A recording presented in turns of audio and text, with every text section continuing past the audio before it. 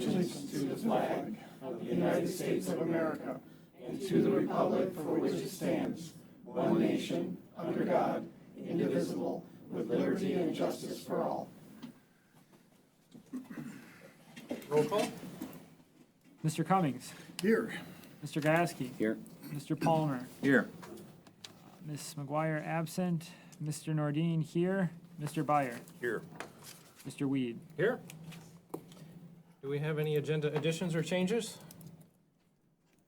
Yes. For other, I would like to have 4 for to establish a work session concerning the utility ordinance. And then for 5, I would like to discuss establishing a work session associated with an update on the Consolidated Municipal Services Center.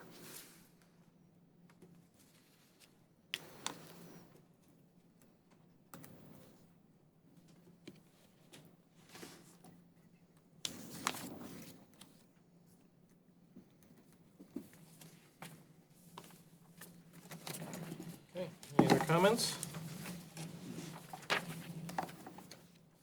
Is there a motion to accept the agenda? Before we do that, is there any, there's 26 pages put on here regarding Chamber of Commerce.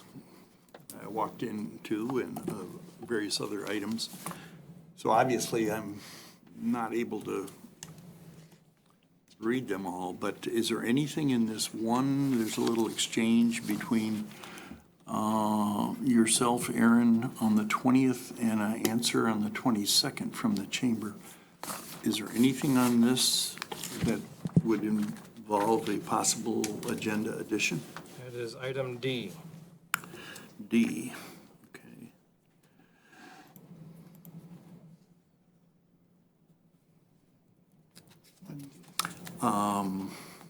Okay. Nothing that relates to their wish to get a waiver for the use of Warrior Pavilion? Okay. Any other comments? Is there a motion to accept the agenda? So moved. Support. Motion by Mr. Palmer, support by Mr. Gayaski. Roll call. Mr. Cummings. Yes. Mr. Byer. Yes. Mr. Nordine, yes. Mr. Gasky. Yes. Mr. Palmer. Yes. Mr. Weed. Yes, motion's passed. We're now into our first public comment period. For this first one, there's a card that needs to be filled out and turned into the superintendent. There's a 4-minute time limit, and when you come to the podium, please introduce yourself. Do we have any cards? We do. We have Paul Rakowski about the gym and the dump.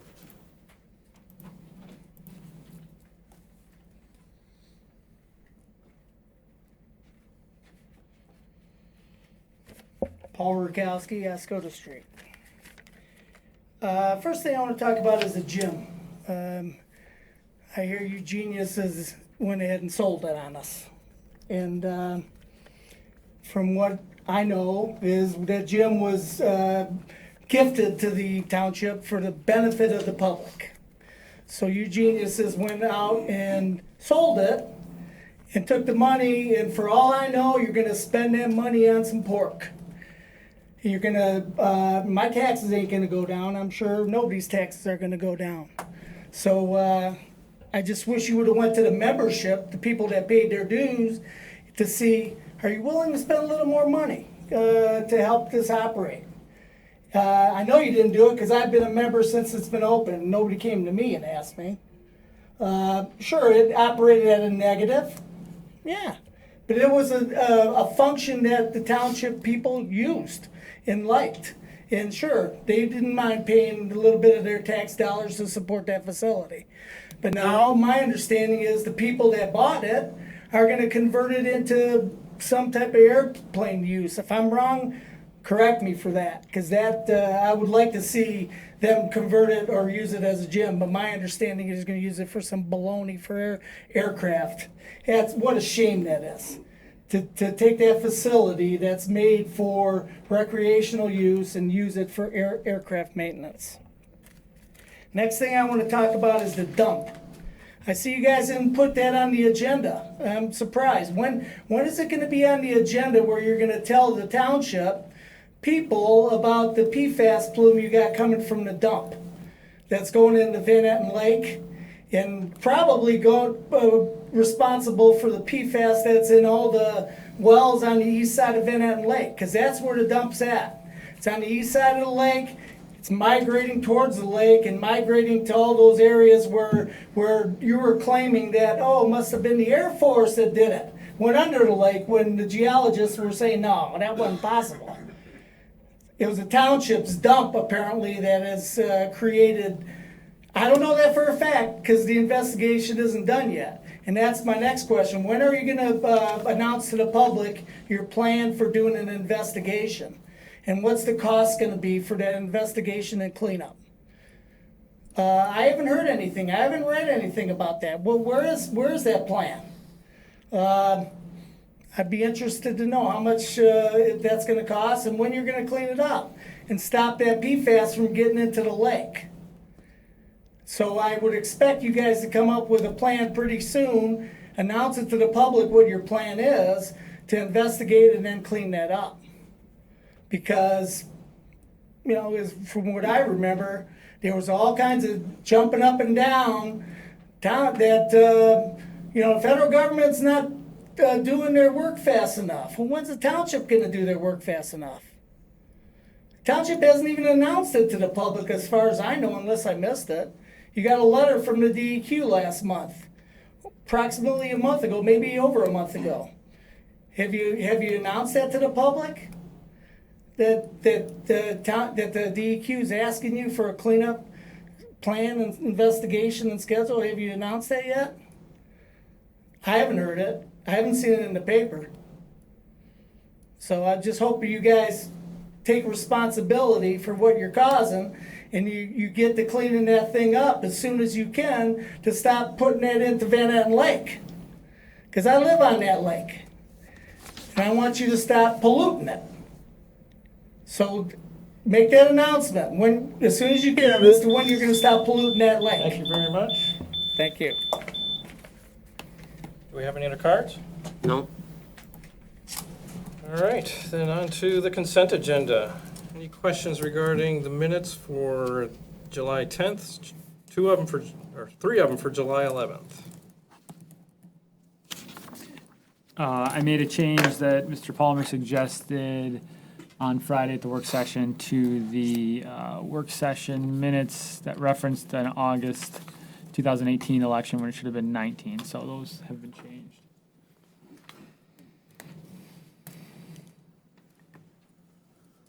Any comments regarding payment of bills for $87,534.33? Before we do that, can I ask a couple of questions regarding minutes, please? Yes. Okay, thank you. Having missed the meeting that had to be canceled, and then the makeup for that meeting, the electronic sign downtown, I see in the minutes that it's whether we should get a new one or repair it. What's wrong with it and how bad is it? There was half of one panel that blacked out. And so, because of its age, it was a feat to get some parts for it, but they eventually got it repaired just recently. When did they get it repaired?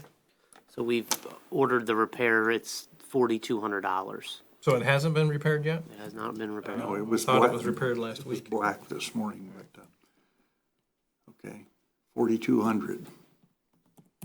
When's the expected time to get it repaired? I can follow up and I don't know.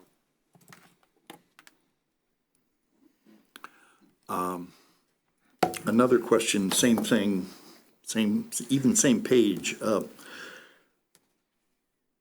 Placeholder list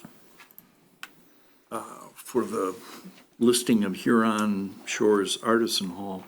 In June, one of the meetings in June, I forget which one, during board comment at the end, I asked the board, are you guys planning to sell the Artisan Hall?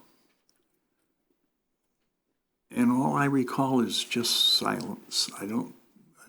Yes, no, I don't know. It was kind of a silence, maybe an embarrassed silence. And then probably a month or less than a month later, during a special meeting, which is, I had to miss, you decided that you were going to list it. What a quick turnaround. Had a price on it, everything. I had some questions about this price. I don't know how it was arrived at. I don't know if it covers everything. Maybe it covers the building renovations, but you may not agree with this, but in the Chamber of Commerce brochure for 2019, they talk about the Artisans Hall, and they say 280,000 renovation cost. And then they talk about where the money came from, various grants. I wonder, Dave, did that include the purchase price of the property? We paid $30,000 for that property. And Yeah, I gave a pretty- they're set $280, $30,000 add, that's $310. So I gave a pretty detailed description of the 295 and the components that go into it as far as the purchase price and the renovation costs associated with those. And that includes the $65,000 grant from the USDA, as well as a $15,100 grant for the kitchen equipment inside. And if we sell it, do we have to pay both of those grants back? Yes. Both of them, 15, and what's the first one? Big one? 65. 65. Okay. That was the part of the notice of federal interest that's actually on the deed to that property. Well, anyway, I'm just kind of surprised, because I thought, I'm gonna just ask the question, are you guys thinking of selling this thing? And no one said one word. And that was just a few weeks ago. All of a sudden, bam, it's up for sale.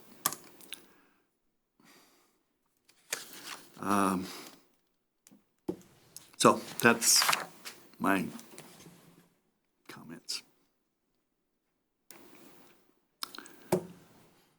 As long as if you have to listen to my complaining, maybe I'll condense it into just this time. Now I think, well, going back to the refusal to waive the $100 fee for the Warrior Pavilion, am I right that in a meeting a year ago, we let the Lions have that building? And waived it for them? And I think it was probably a unanimous vote, including a member of the Lions that sits on this board. What kind of, am I seeing hypocrisy here or what? I'm pretty sure that the Lions got it, and I think rightfully so. I'm not complaining about that. They're a service group that, and we gave that to them, but we wouldn't give it on a Tuesday or a Wednesday in the middle of the week when no one else wanted it to the Chamber of Commerce. Wow. That's a rhetorical question. You don't have to answer it, but it just blows my mind, the inconsistency. So I'm done. Any comments regarding the payment of bills for $87,534.33? No, but I have one comment in response to Mr. Byers, or in relation to it. At the special meeting, because it wasn't televised or covered very well, I just wanted to make clear to you, Mr. Byer, and to everyone else that I voted to list the Huron Shores Artisan Hall because I'm okay with selling the building. I did express concern as to the timeline of things, the very things you mentioned I raised, about including the two members of the board that were that weren't there especially because you just recently had mentioned, directly asked. And I will also say, I do remember not complete silence when you asked the question. To give Mr. Weed credit, he did respond that he was in favor of listing the building, is my recollection. But it was a majority of silence. But I don't want Mr. Weed's candor to go unnoticed in that regard.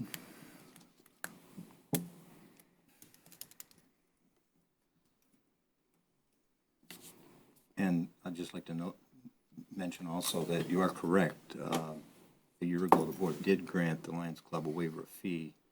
And at that time, I voted in favor of that. It was before I had educated myself on what it meant for a municipality to waiver fees. This year, the Lions Club approached me about asking if I would come to the township and ask for a waiver of fee again for our installation dinner, and I said we can't do that. I don't want to embarrass the board by asking them for something that legally they're not able to do. So that's why this year we didn't request a waiver of fee for that facility. Okay. So you conveniently educated yourself after you voted yes to let them have it. Well, Right. it was during the course of the past year.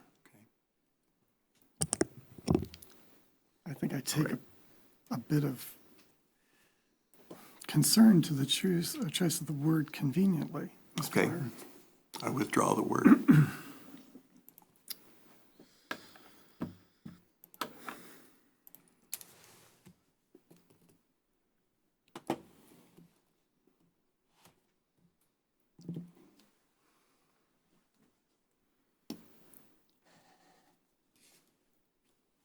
Can we continue? I'm done.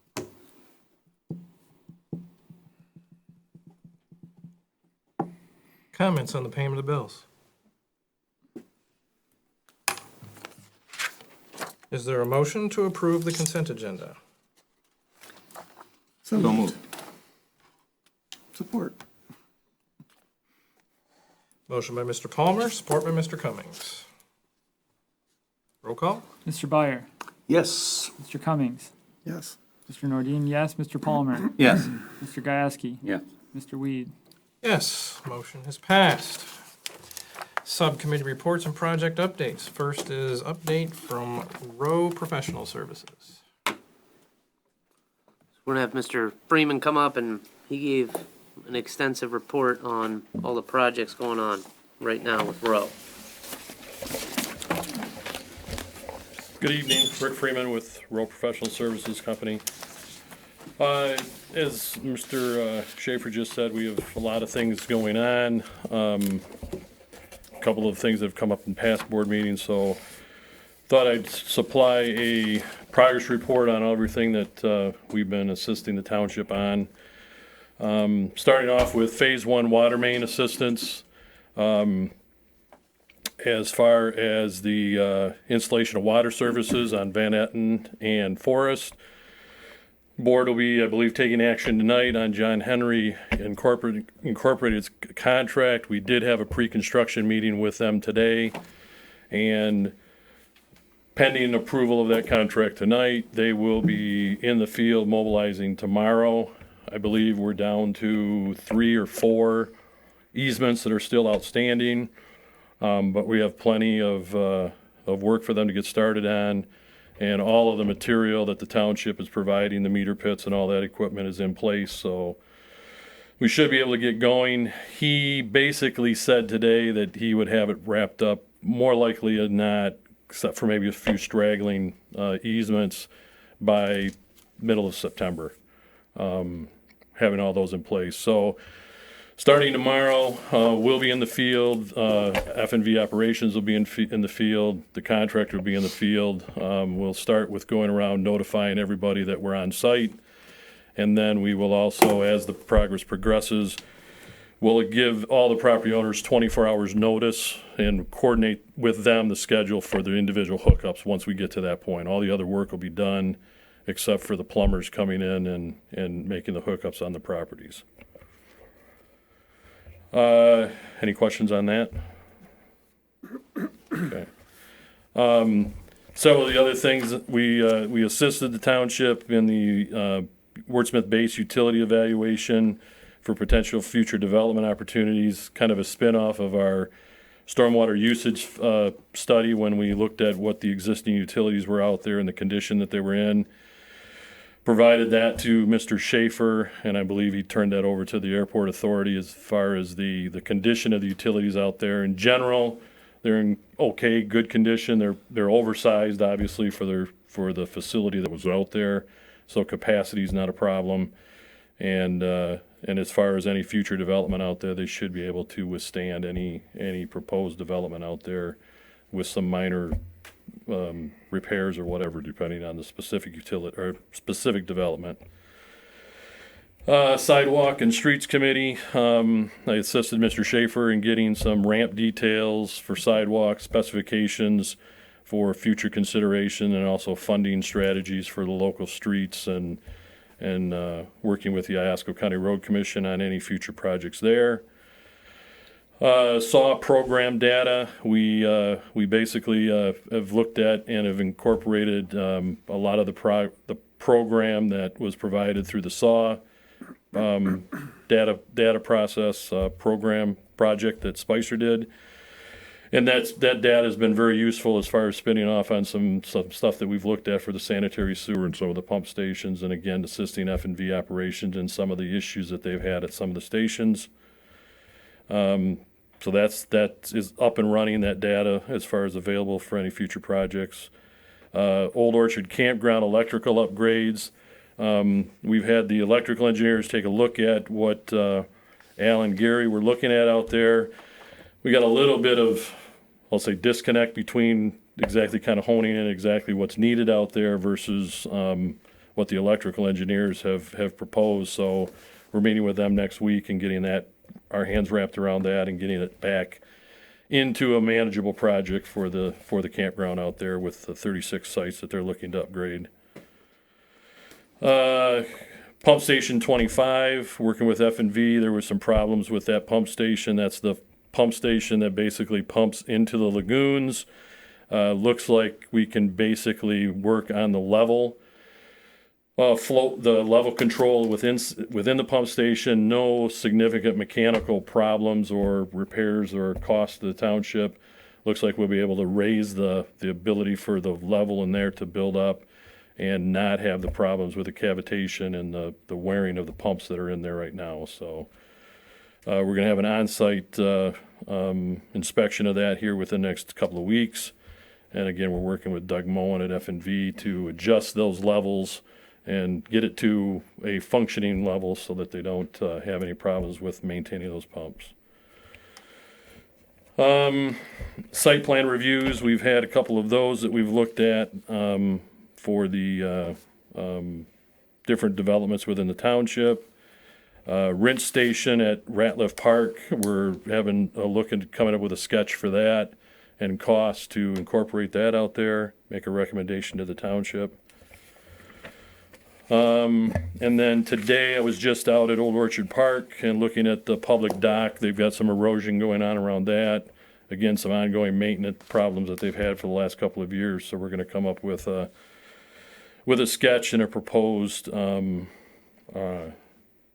maintenance program that they can look on that, also to help with some drainage that they've got around there too. So I'll get that information to Mr. Schaefer once we've pulled that together and go from there. So that's kind of the miscellaneous on all the as needed. Project updates.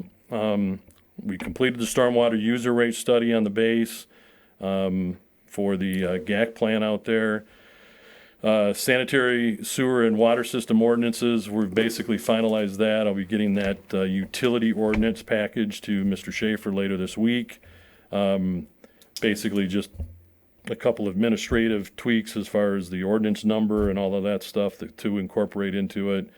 And then it'll go through the formal approval process by the township. Water main funding assistance, I believe you all got a packet on that.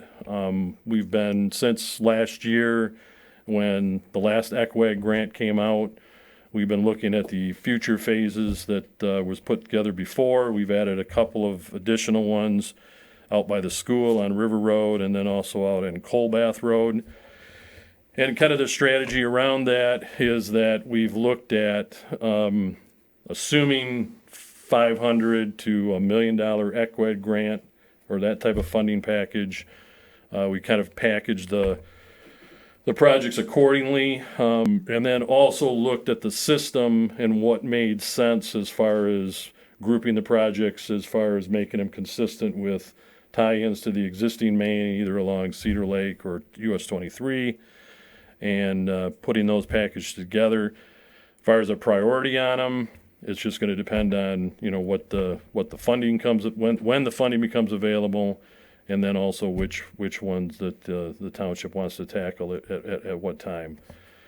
On the funding side, we have talked to USDA. There's nothing that they're aware of right now on the immediate horizon for any ECWEG grants in this current fiscal year, but the budget will be out 1st of October, and there could be some ECWEG funding there, and there has been some rumor that they could be in packages of up to $2 million this time around, so we'll keep an eye on that.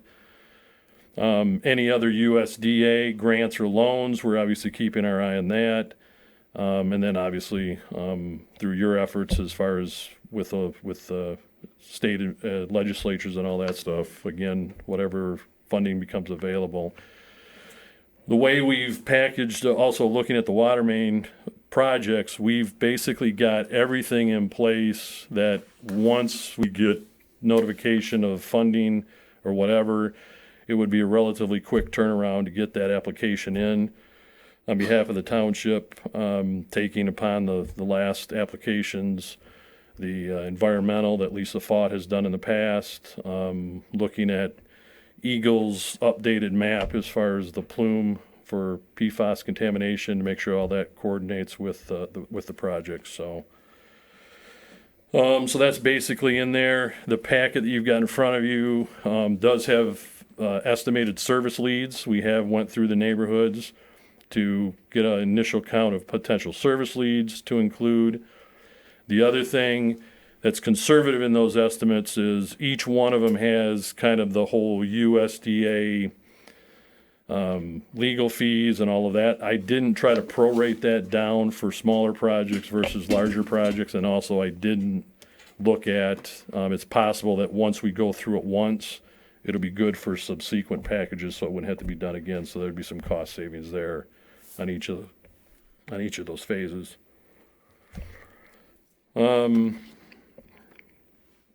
Phase 2 water main, Loud, Woodland, and Interlake, as Mr. Schaefer said, that's going to be coming up later on in the meeting agenda. Phase 3 trail project, I believe a presentation was given last week at the trail committee meeting. That project's going along fine. It's on schedule as far as getting the package ready to go to meet the deadline of September 30th, I believe, on that. And then we've had our initial interview with township personnel and township inspection, brief inspection of the township facilities for the combined township hall project that we're looking at that Mr. Schaefer mentioned as far as a work session coming up later on in the year, so or summer. So, brief, quick summary. Any questions? Couple of questions. Yes, sir. Small one. You're talking about Old Orchard, and you said there were some drainage problems. Is that erosion? Where they're, I'll say that I think it's their main beach area. Yeah. There's the dock that was the main concern. There's some erosion down there, and they've had to go in year out and try to restabilize that sheeting. Along with that, kind of the main beach area, Gary said that when they have like the spring melt and then some heavy rains, that it kind of consolidates there and kind of comes down there and washes out that I'll say that slope of sand that's there, and they have to always come back in and rebuild that up. So we're going to look at seeing if maybe we can catch that storm runoff up the hill. And then apparently there is a culvert down in there that we can maybe tie into and avert having to erode that away and then having to build that back up after every rain event. Is rock or busted up concrete like the highway you use in construction, is that? It's possible underneath Yeah. there, but again, we want to try to keep it, beach, the Yeah. sand and easy to walk on, so we'll look Sure. at those options as far as that goes, but yes. Second question is harder to answer. But just like I referred here a few minutes ago where I asked the board and I didn't get much of an answer, but this was a while ago. What I said is, as long as we're gonna open up Loud Drive for better water, what are your thoughts about pushing sewer there too? Because everybody on Loud Drive's got really old septic systems. Right. Most of them do. And taking that comment that was made a while ago, when we've laying out the water main project, because that funding was obviously ahead of any funding that would be coming available for the sewer, we've basically laid that water main out with the idea that a sewer project would come at a later date, so we don't have any conflicts with the water and other or other private utilities out there. So we've taken that into consideration as a potential sewer project in laying out our water main. And then there's same grant availability for sewer as there is through USDA rural development for sanitary sewer also. Those are more on the loan side versus grants. But yes, that is in laying it out, planning for it for the future. It would be just a matter of starting the loan application process for sewer project there or anywhere else that the township might want to extend the sewer. So you're telling me that there is some planning. Yes. For Everything future that we're doing on the water side now, we're making sure that we're not impeding any potential future sewer project Yeah. in building that water main. Well, that's good. Yes. But would I be right that, once it's open, it'd be a lot cheaper to put the sewer in now with the water? Yes, if we would have been ahead of the curve to get the funding in place. Yes. Right. Right. But, Once it's open, right. Once it's open to add sewer to it, when you you would. trench, Right. It's in a totally separate trench. You have to have 10 feet of separation between water Oh. and sanitary sewer, so you can't put it in the same trench. So that's why the way we got it laid out is the water will go on one side of the road, and then the sewer in the future would go on the other side of the road. two I separate see. trenches. Yeah. I see. Yeah. Well, I'm just thinking of the gentleman that spoke here first and then walked out, but he does live on Van Etten Lake. He also represents the Air Force, or used to. But his concerns about that we are polluting Van Etten Lake. And I'm thinking the septic systems all along there. Right, and those are legitimate reasons to go after funding and to support low interest loans and all that stuff. Again, around a lake, failed septic systems, the Iosco County Public Health possibly not allowing new septic systems to go in. I mean, that all plays into improving your status as far as getting low interest loans and potentially grants. Again, like I said, there's not too many grants usually allowed or available for sewer projects. Okay, It's more low interest loans. thank you, Rick. I have just one quick question. You mentioned Old Orchard Park, that drainage problem. We also were looking at upgrading the electrical Yeah, service. and we have, like I said, the electrical engineers have taken a look at it. They've come up with an estimate that isn't feasible Yeah. based on that. So we're gonna actually sit down with the electrical engineers and get Al and Gary in on the conversation next week, based on what they need, what they got out there and all of that, kind of bringing that back into reality as far as something that can be used by the township as far as upgrading those 36 sites. Okay, So, Very yeah, good. that's underway. thank you. I have a couple things to point out or ask. The first one is just an observation or a note. Mr. Weed and I spoke earlier, but I'm not sure we've ever had the discussion in the presence of the board. It came to my attention a short time ago that there are some residents who don't have city water currently and are not on this map because their property may not front a road that has water main or can even get water main. And it's, again, Mr. Ryu and I have discussed this, trying to come up with a plan to address that. They're in the area of concern. They got the same letters that everyone else did about their wells. So I just wanted to make the board aware that that is a variable and everything. And to add on to that, we're working with F&V operations to update this map to make sure that we've got all of the areas Okay. that are of those concerns included in here. And so that this map's a little bit more current and up to date, and then we can superimpose the future projects on top of that and nail it down a little bit closer. That's great. And this map is great. This really lays it out there very well. Huge difference from the last time, which was a good map. This is very good. So I look forward to the future one being even better. That's great. And on this phase A to phase H, it's just a way of labeling them. It has nothing to do with priority or whatever. Okay. Right. Okay. I had wondered that. Yes. And I also wondered about the terming of phase, switching from phase 1, phase 2 to phase A, B, C, D. Is there a reason? Like I said, if I started putting numbers on it, that kind of nails it into that's Okay. the next one in Order. line. Okay. So we tried to stay away from that. Okay. But we didn't know, so we went with letters, and that's still, I could have started with Z. Bit of a sequence. and Yeah, then we go, should just backwards, scramble them. Yeah. but so. Okay, I just trying Yeah. to get And again, again, depending on the funding limits, depending on other particular components, I'm just picking out, phase E might be the next project that surfaces, just based, it's kind of how Loud came up, was they raised the ECWAG limit to $1 million.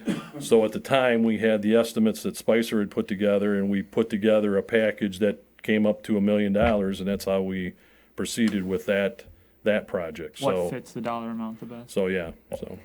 And then for phase 3, you mentioned ECWAG and this fiscal year and next fiscal year. If we were able to obtain an ECWAG grant, hopefully for $2 million, that would be fantastic. Next fiscal year, would we be talking about a 2020 construction?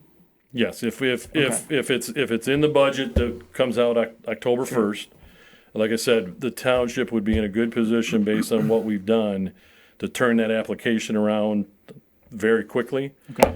to get high on the list as far as the priority.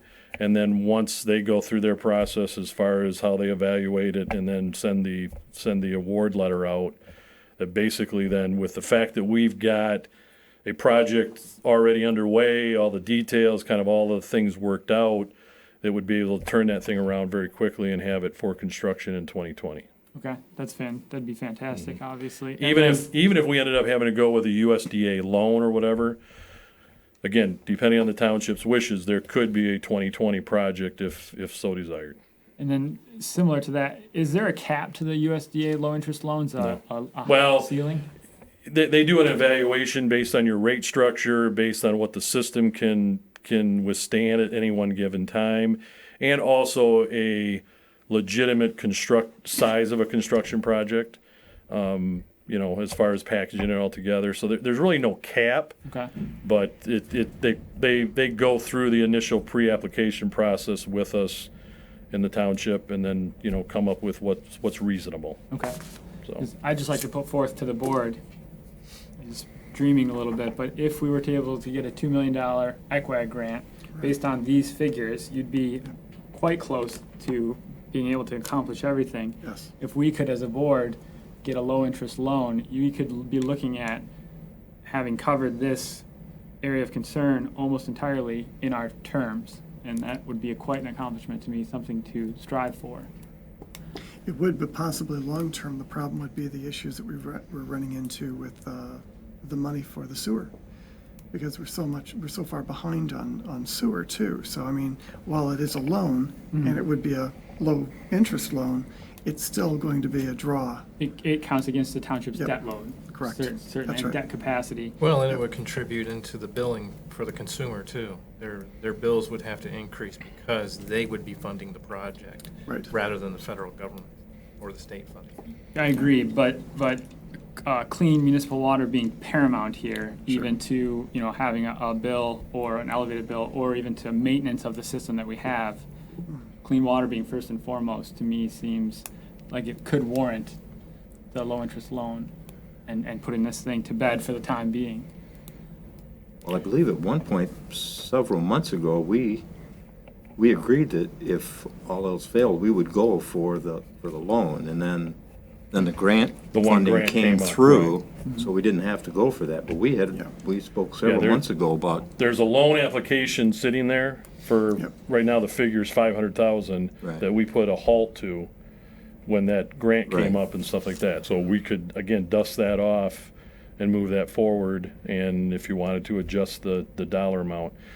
One thing that USDA does, now I know you're going through a rate study on the sanitary sewer side, whether you go after a water loan or a sewer loan, they will also I'll say, 3/4 of the way through that process, they will take a look at your rates, and then they will, it's not an official rate study, but they will offer up suggestions as far as tweaking it and all of that to help offset the loan payments as they come due over the 20 or 30 year, life of the loan. So you'll get a second review of your rates at that time through their operation also. So,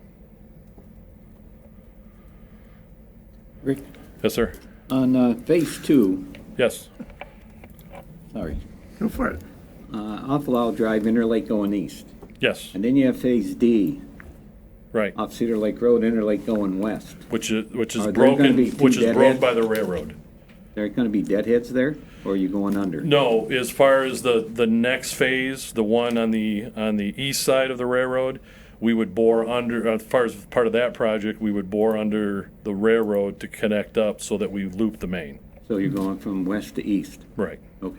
And that's one thing that we're looking at, again, we're working with F&V to make sure wherever we dead end these mains, just because we have to, there is the option of looping it at some time in the future.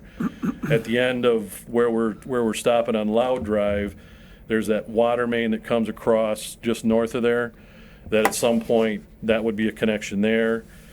In this project, this map doesn't show it, but the section that goes down Woodland, we're actually bringing that back out and tying that into Loud Drive, so that's looped, so. Because that's one thing you don't want to do. You don't want to leave, especially in this type of scenario where you've got seasonal residents, you don't want deadhead mains left out there. So one of the things that, if we create some of those, and there's a lag in time, we'll work with F&V that they actually go out there through the winter and flush hydrants and stuff to keep that water moving. So, That's what I was concerned with. Rick, so in consideration of the point that was made earlier by John, the conversation he had with Aaron, the homes and areas which are not on this map that do not currently have water connections or have nearby water connections, what is the time frame for updating this map, which then gives us the understanding of what this project would entail? Because at this point, I don't think we have our arms around that need right now. right, and again, that issue was brought up to, as Mr. Nordine and Mr. Weed had said, that was brought up that there was a few areas that, and so we started going out and taking a look at them. Basically, I think probably by the end of August, we should have the updated map. Again, getting with F&V and then doing also some spot checks in the field, and then consolidating that in there so that we would have that, superimpose this plan on it, and then as future projects come up, we can start adding those areas that aren't covered in future projects also. Right, right. And then there also can be similar to what you got out of the SAW program, there can be a CIP just for water in itself, so that outside of the contamination issues outside of any of these grants or whatever, there can be a CIP put in place to cover areas that don't have main, and then also areas that have old main that you want to eventually Right. get back in and start putting new main in to replace it. Right, right. So this summer, that's great, thank Yes. you.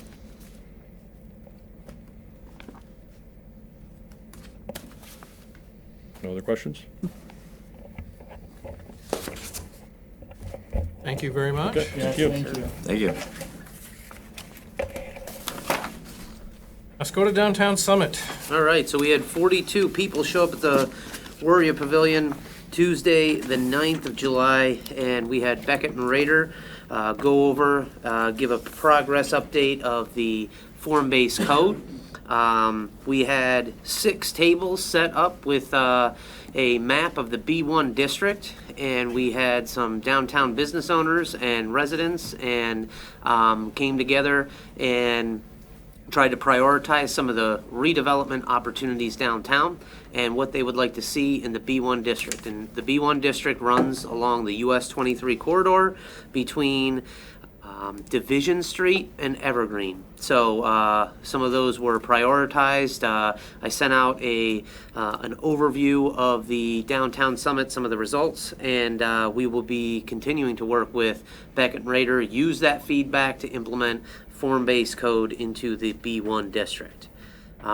We had the 2020 preliminary budget work sessions Wednesday, July 10th, and Thursday, July 11th. We had the police chief, the fire chief, F&V for both water and sewer, and various department heads come in, talk about the 2020 preliminary plan for appropriations as far as the operating budgets for 2020, as well as an update on the various capital improvement projects, and Rick has just spoke at length on some of those that we're still calculating for 2020. An update on the Michigan Launch Initiative. Right now, the governor has signed off on the $2.5 million for site selection. It's my understanding there's going to be 5 communities competing to be the site selected for Michigan as far as the Michigan Launch Initiative. I have registered for the Space Symposium in Traverse City on Monday, September 9th. I will be leaving Traverse City at 3:30 to come back and spend the evening here with the board at that meeting. But in between now and then, Gary Kellen at the airport and myself will be waiting for the MAMA, the Michigan Aerospace Manufacturers Association, to get a signed document with the MEDC. And that contract will outline the site selection parameters, which will allow them to release the RFI, the request for information that the 5 communities can come together and respond to. So any day now, we will be getting that RFI, and basically Gary Kellen will be dropping everything, myself, and trying to respond to the Michigan Launch Initiative RFI. That kind of coincides with the MEDC Site Readiness Project. The MEDC has contracted with Olson Company out of Omaha, Nebraska. And the industrial park here in Oscoda Township on the former air base is one of 7 communities that has been selected for the site readiness program, and the MEDC is trying to inventory the potential for major manufacturing operations. And what that will do, the airport has applied for a grant, and in September, Olson will come back in conjunction with the MEDC, and they will overview all of the things that we have done correctly to attract a major manufacturing organization, and then point out things that we need to do or do better to attract a major manufacturing operation. And so that will then unlock funding for us to do those things. And so again, in September, we will be presenting that report, providing an overview of what that means. This is the last township board meeting between now and the August 6th, 2019 special election. Again, on Tuesday, August 6th, 2019, be an election, and I'm sure Clerk John Nordine will be going over the logistics of making that happen. So basically, there will be two questions on the ballot associated with the .9 mils associated with the fire department. And there will also, again, that is no change to the millage, the .9 mils. And then there is a proposed 1.5 mils associated with the road and sidewalk and dust control. And again, that is Tuesday, August 6th. Oscoda Township is one of 4 communities in Iosco County that does not have a road millage, and that question will be on the ballot for voters to decide on Tuesday, August 6th.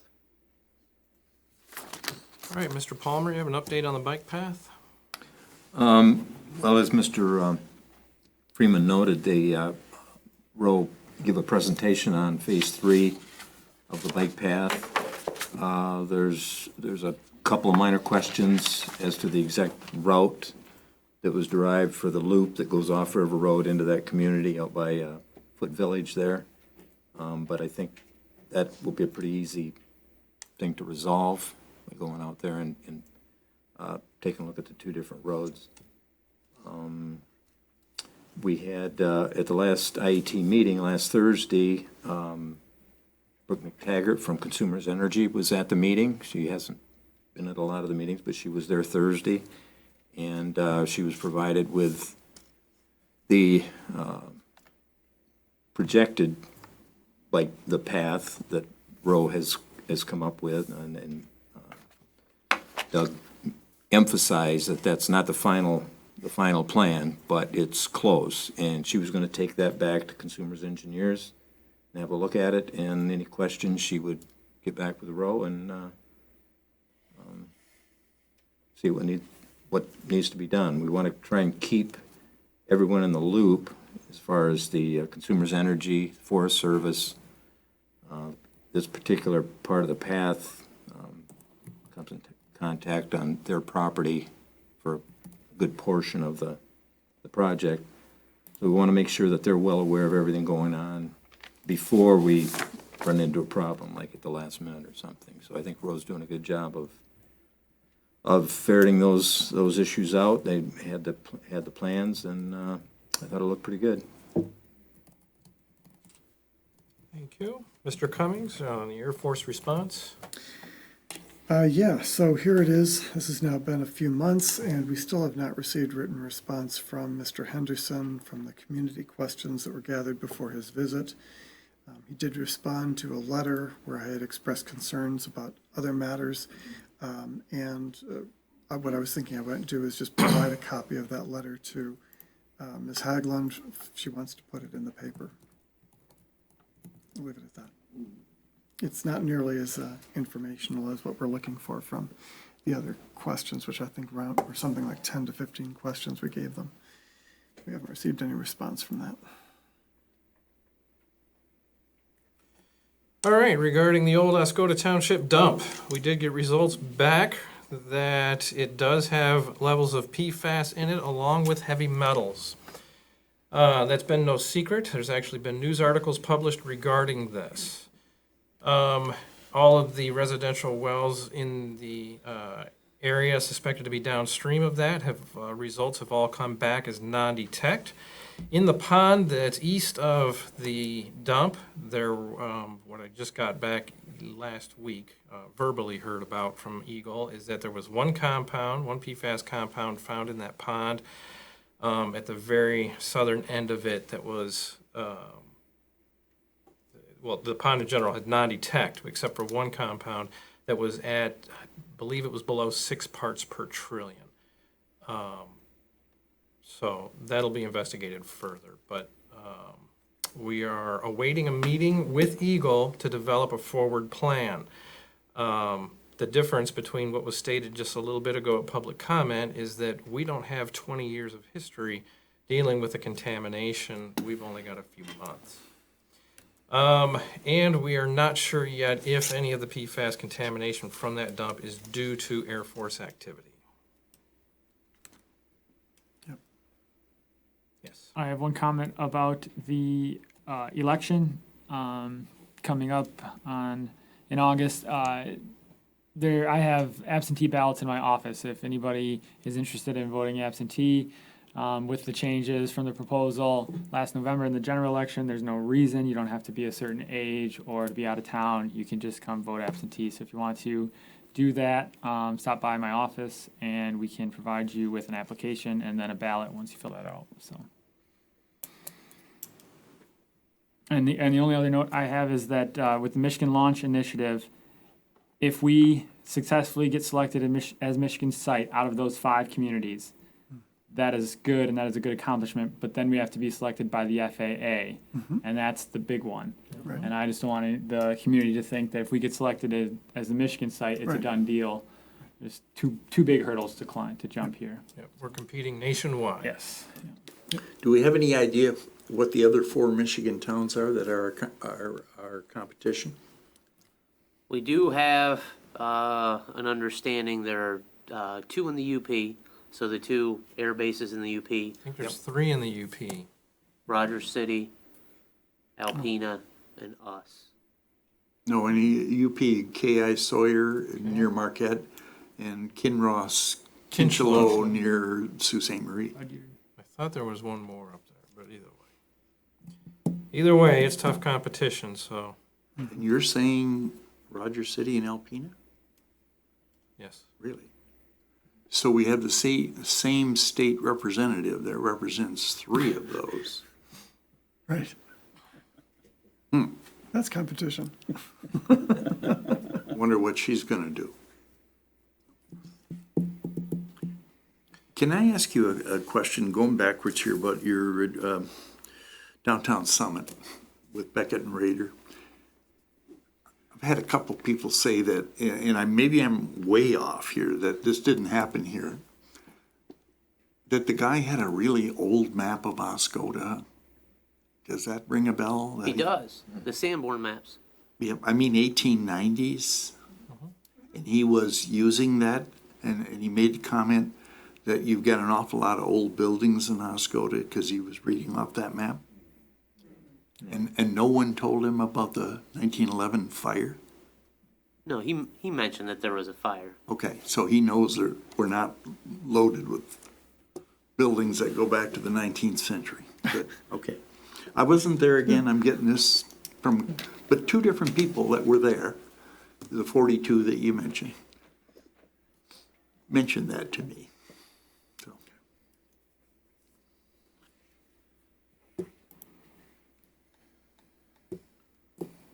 Okay, we ready for the next? Construction contract with John Henry Excavating. Right. The March 25th, 2019 Township Board meeting, John Henry Excavating was awarded both the water service installation bid for Phase 1 of the water main extension, as well as the additional work necessary to bring the Phase 1 construction in line with the specifications for the project.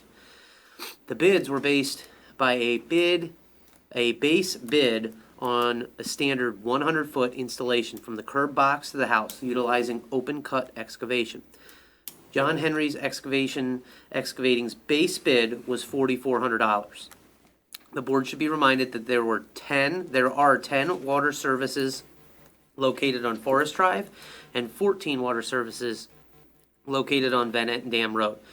Therefore, if all 24 water services were a standard 100-foot installation, the total project cost would be $105,600. Rowe Professional Services Company will provide project oversight for the installation of the water services. Rowe will also be ensuring there is precise reporting for the work performed to install the water services versus the work performed to bring the water main extension project within the construction specifications. This contract allows John Henry Excavating to submit progress payments every 30 days. Requires Township Board approval to authorize the clerk and supervisor to execute the construction contract with John Henry Excavating. Any comments?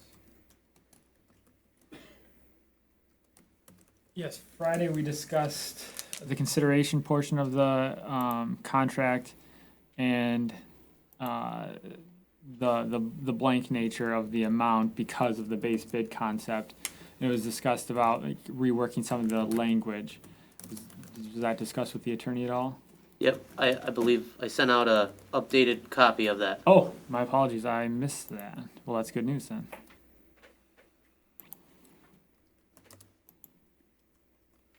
It just shows, my email is not working very well. Basically, it refers in the consideration portion to the response and the bid accepted on March 8th of 2019. Okay. So it refers back to that as the $4,400 base bid. Okay, very good. Did you send that out today? That was last Friday. Okay, lets me know where to look. If I overlooked it, I apologize. And that's good, thank you.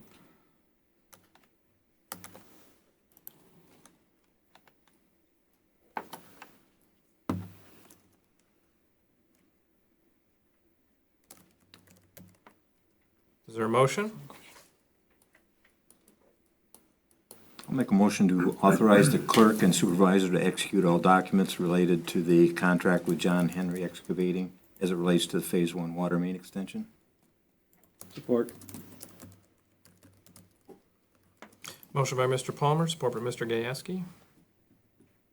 Roll call? Mr. Gasky, Yes. Mr. Byer, Yes. Mr. Nordine, yes. Mr. Palmer, Yes. Mr. Cummings, Yes. Mr. Weed. Yes, motion's passed. Advertise bids for Phase 2 water main extension pending USDA approval. All right, so Mr. Freeman had discussed that the township is more than working with Rowe as well as the USDA associated with obtaining final approval for the Phase 2 of the water main extension on Loud, Woodland, and Interlake.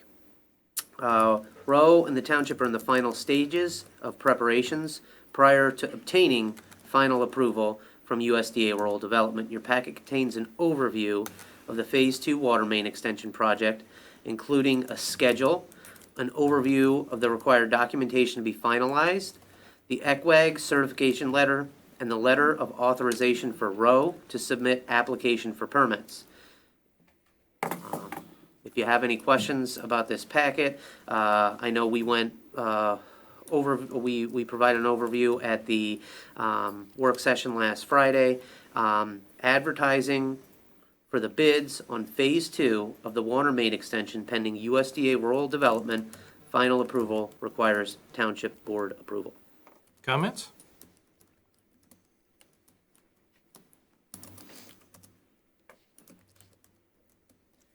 No, I'll only note, and I think it was noted earlier, but just for clarity's sake, because it's such a large project, that the hope is to begin construction and complete most, if not all, of the work this year. So trying to make good strides with water main extensions.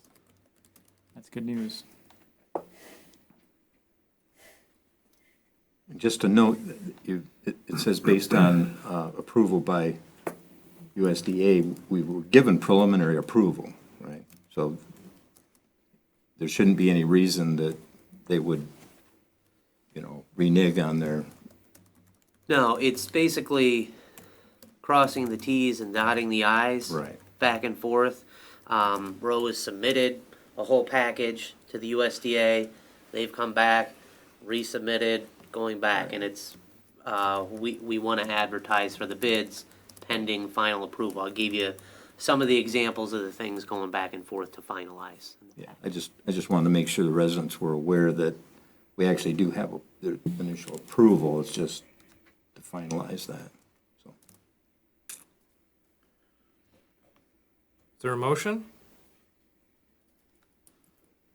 I'll make a motion to approve the advertising for bids related to the Phase 2 water main extension pending USD approval and authorizing the supervisor, clerk, treasurer, and superintendent to execute all necessary documents to obtain final USD rural development approval. Support. Motion by Mr. Palmer, support by Mr. Byer.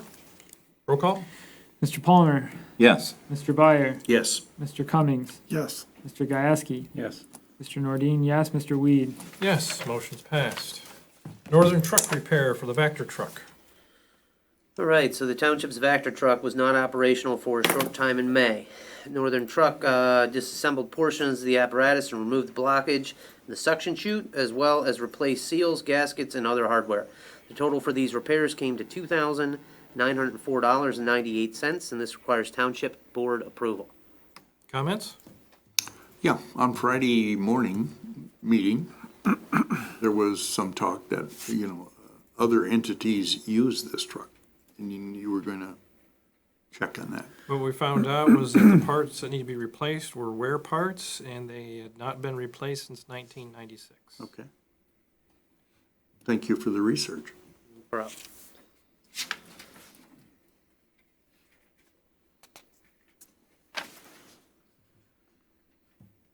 Is there a motion? Yeah, I move that we go ahead with the $2,900 repair bill for the Vector truck. Support. At $2,904.98 to be exact. Motion by Mr. Byer, support by Mr. Gieske. Roll call? Mr. Nordine, yes, Mr. Palmer, Yes. Mr. Byer, Yes.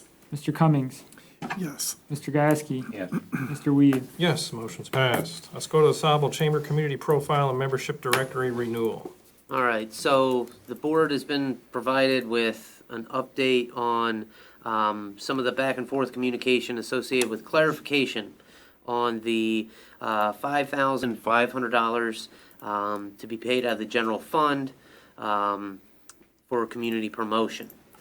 The $5,500 is in line with what the township has historically contributed towards the chamber's annual community profile and membership directory. This topic was discussed at the previous special township board meeting on the 11th of July, postponed to this meeting.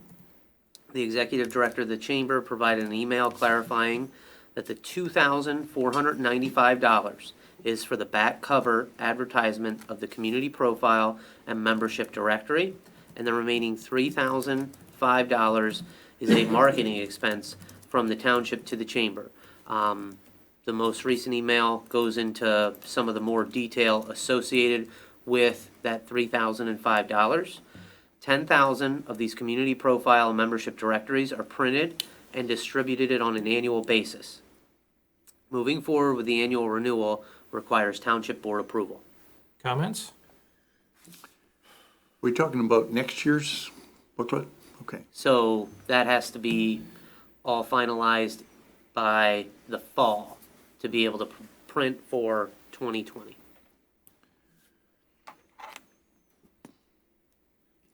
I missed a lot of the conversation around this topic because I hadn't been here for a meeting or so. So I was wondering, did we purchase this last year? And it was $5,500 then? And how is it budgeted and paid for then? Comes directly out of Fund 101, which is General Fund 299,880.000 for community promotion. So, General Fund unallocated. So we intended it, we budgeted for marketing and we spent it toward marketing kind of thing. So, correct, and I've done some research in BSNA, and the $5,500 historically is the amount that's been posted to that. Okay, and that's the way the invoice reads is marketing. Is that correct?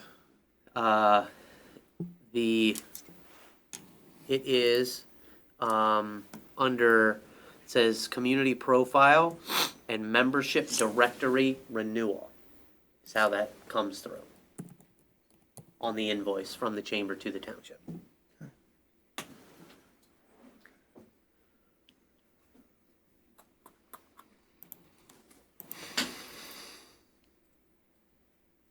Is that whole amount of $5,500 something that we can, I think this is what we've been trying to find out from the Chamber of Commerce in this very long email chain here. I mean, are we any closer to understanding if this 5,500 is actually entirely about marketing? I mean, if some portion of it is directly related to printing fees, for example, then I can see that as a tangible marketing expense. But if another part of it is something else, like, paying for electricity or something like that, then I can see a problem. So the $2,495 out of that 5,500 is for the back cover advertisement on the community profile and member directory. So Right. that is isolated to that advertisement on the membership directory. Right. The 3,005, the board asked me to obtain some more clarification, and actually, Mr. Palmer attended the most recent Chamber of Commerce in search of the clarification associated with that $3,005. Over the weekend, Supervisor Weed sent an email as well as links to various informational topics associated from the MTA and the MML associated with township law. And then today, this afternoon at 3:30, we got the clarification again from the executive director of the chamber going through the $3,005 and how that was going to be used. And And it made sense to you? She said that money is used for utilities, website development and maintenance, payroll and taxes, operations and supplies.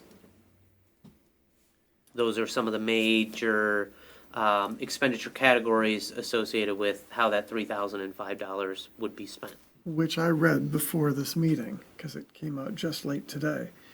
And that's where I sort of, I look at this and go, okay, as a government entity, we're different than a corporation or a nonprofit or somebody at home who wants to donate money or even a small home business. We're different. We have different rules. And where we can receive donations, we can't give them.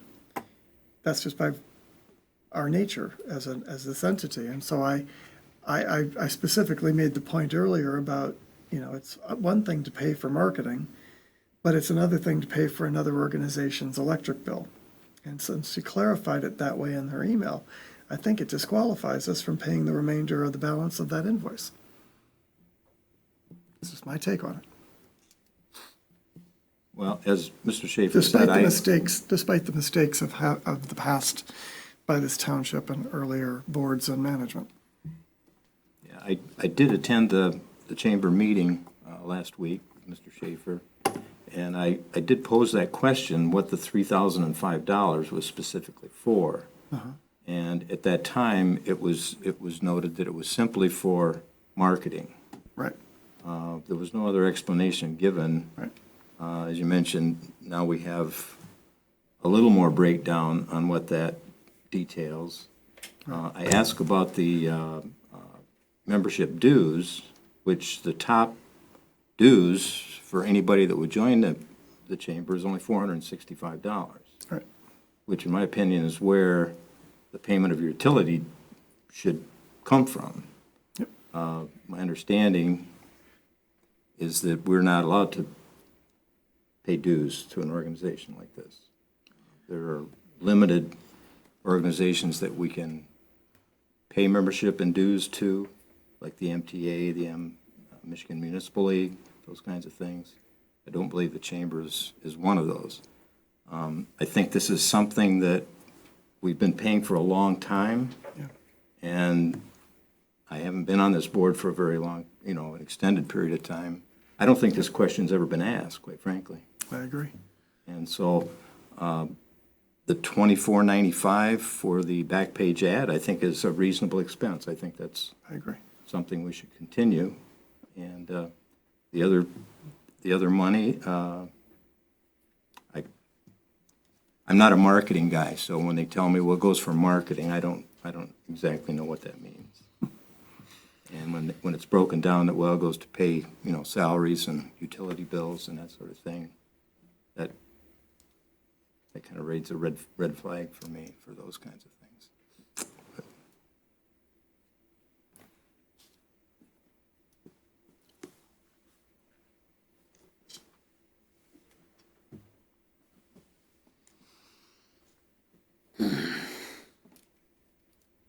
Any other comments?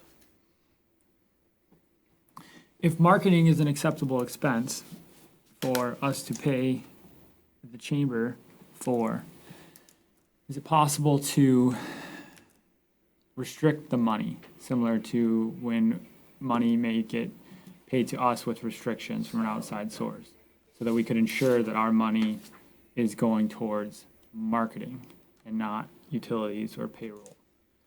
As part of township law, we have to have direct control over what money is used for. And in that regard, if they had specified specific marketing,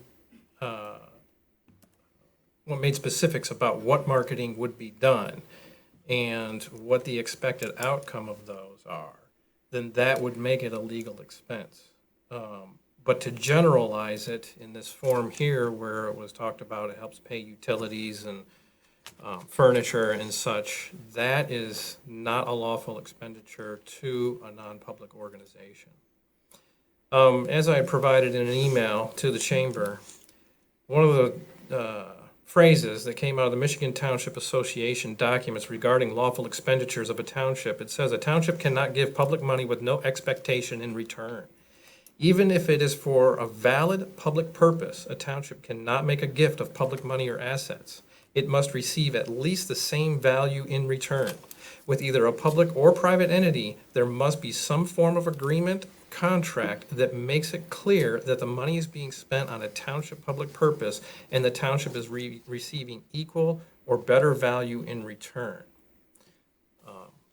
So as of yet, I've not seen the justification for that, other than that this $3,005 is almost kind of like a term that you'd use before writing a blank check.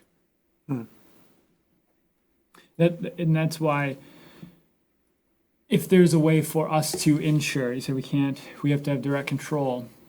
Now, if we are able to impose a restriction on that money and explicitly state what it can be used for, I'm trying to find a way to They would need to match the come- commitment we've given in the past and make it legal. you know? They would need to come with us with a marketing plan that's detailed out, and then the costs associated with the aspects of that plan.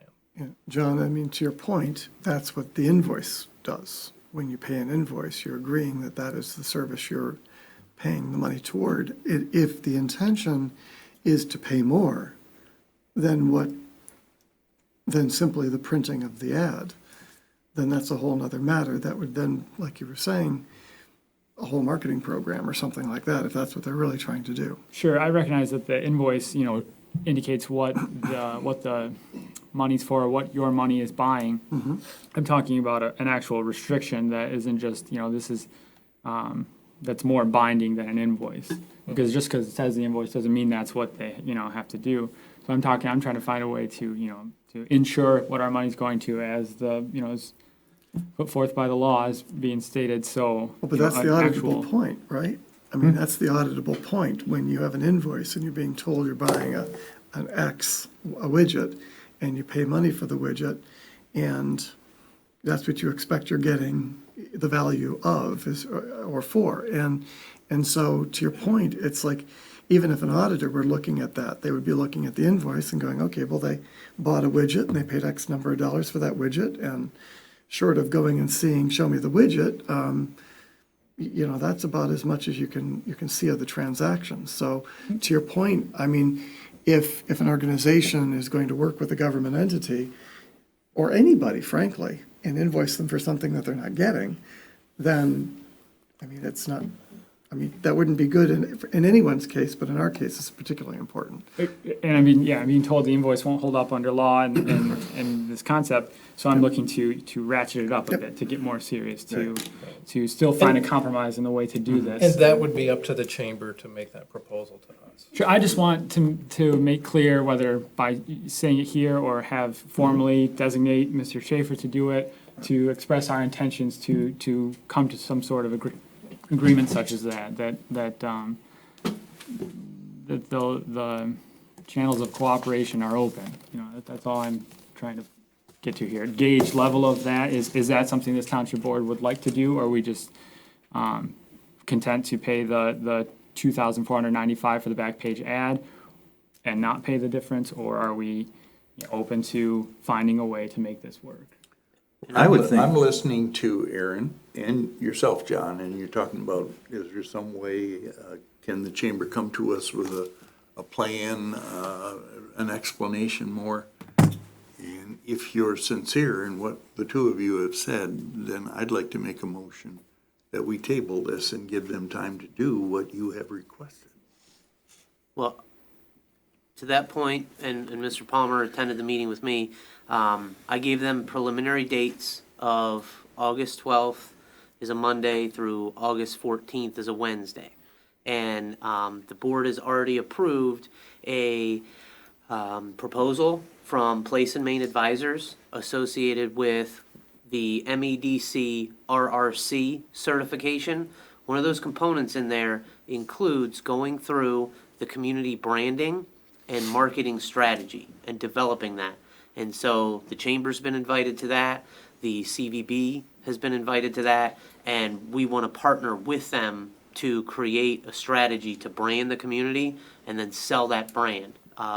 Use the marketing strategy, the footprint from the MEDC's RRC, and use that to develop a marketing strategy for the township in conjunction with the CVB, who spends money to be able to market the community as well as the chamber. So this also is going to call for a little time, right? So my motion again is to postpone this until these things can come into place. Actually, you didn't make a motion, Jim. You said you would want to. So you didn't make a motion. You said you would make a motion. I haven't heard a motion I am yet. making that motion now. Oh, okay. I thought I did, huh? No, Thank you for your correction. you're welcome. Is there support for the motion?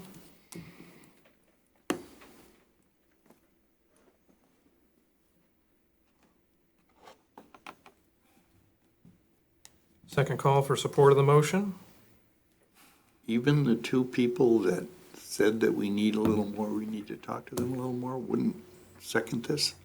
No, I'm in favor of a different option. I was writing the motion. The only other avenue I see that I'd be in favor of is to make the payment for the $2,495, so to have those funds in the interim, and then work towards facilitating another way to work out the marketing angle. I'd be in favor of that at this point.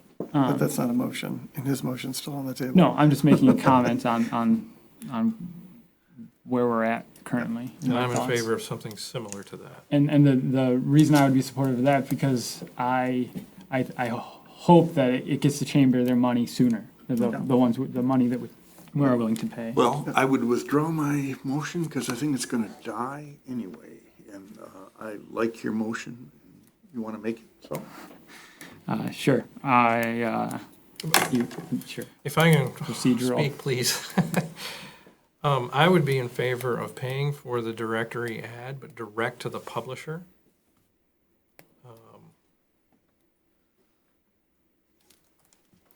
I feel that's more direct control over the situation. Interesting approach. And what amount are we talking about in your? The $2,495. And what about the other figure? I'm just discussing the ad as far as I'm concerned. The rest of the invoice, I think we should not pay the invoice and wait until there is some sort of marketing plan if one comes forward from the chamber and see what that is. That could come in at a whole different dollar figure. Don't know. What would be the envisioned plan for expressing the interest or the openness of this board to the chamber?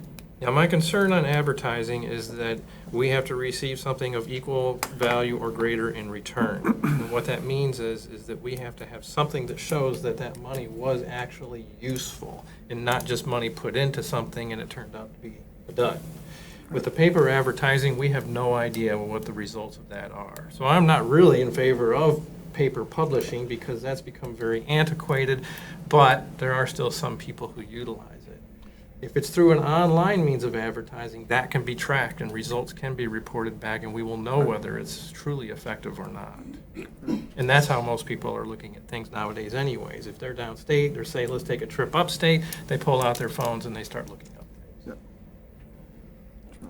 That's fine with me, and I would hope that whether through the marketing plan that we're working to develop or just cooperation and conversation with the chamber, that they might agree to implement something like that, and we could help financially with it as a partnership. I'm still wondering I'm okay with paying the publisher directly. It sounds like Oscoda Township follows a Yes. similar format. Oscoda cuts So, two checks. Yeah, so I'm interested in how we're going to communicate with the Chamber of Commerce that this isn't just a flat refusal to pay the invoice, that we have a openness to cooperate. I would intend to have Mr. Schaefer or some representative from this board express that explicitly. So they're not just, viewing this or reading in the newspaper, but we're communicating. I'm in favor of a marketing plan. And if it's a good marketing plan, I'm in favor of supporting that, if that helps the economy of the township, to an extent, not to a large dollar figure, but to an extent. But I did mention that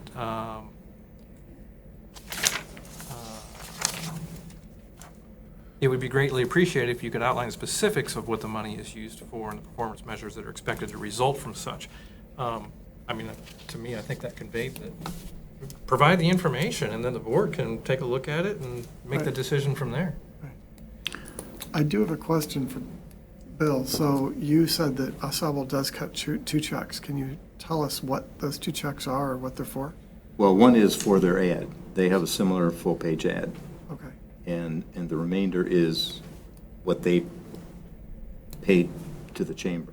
I see. So they split it out. Like we're being requested to pay, although it's a much smaller amount. I see. It is a smaller amount. Smaller amount. Oh. You say considerably. How much?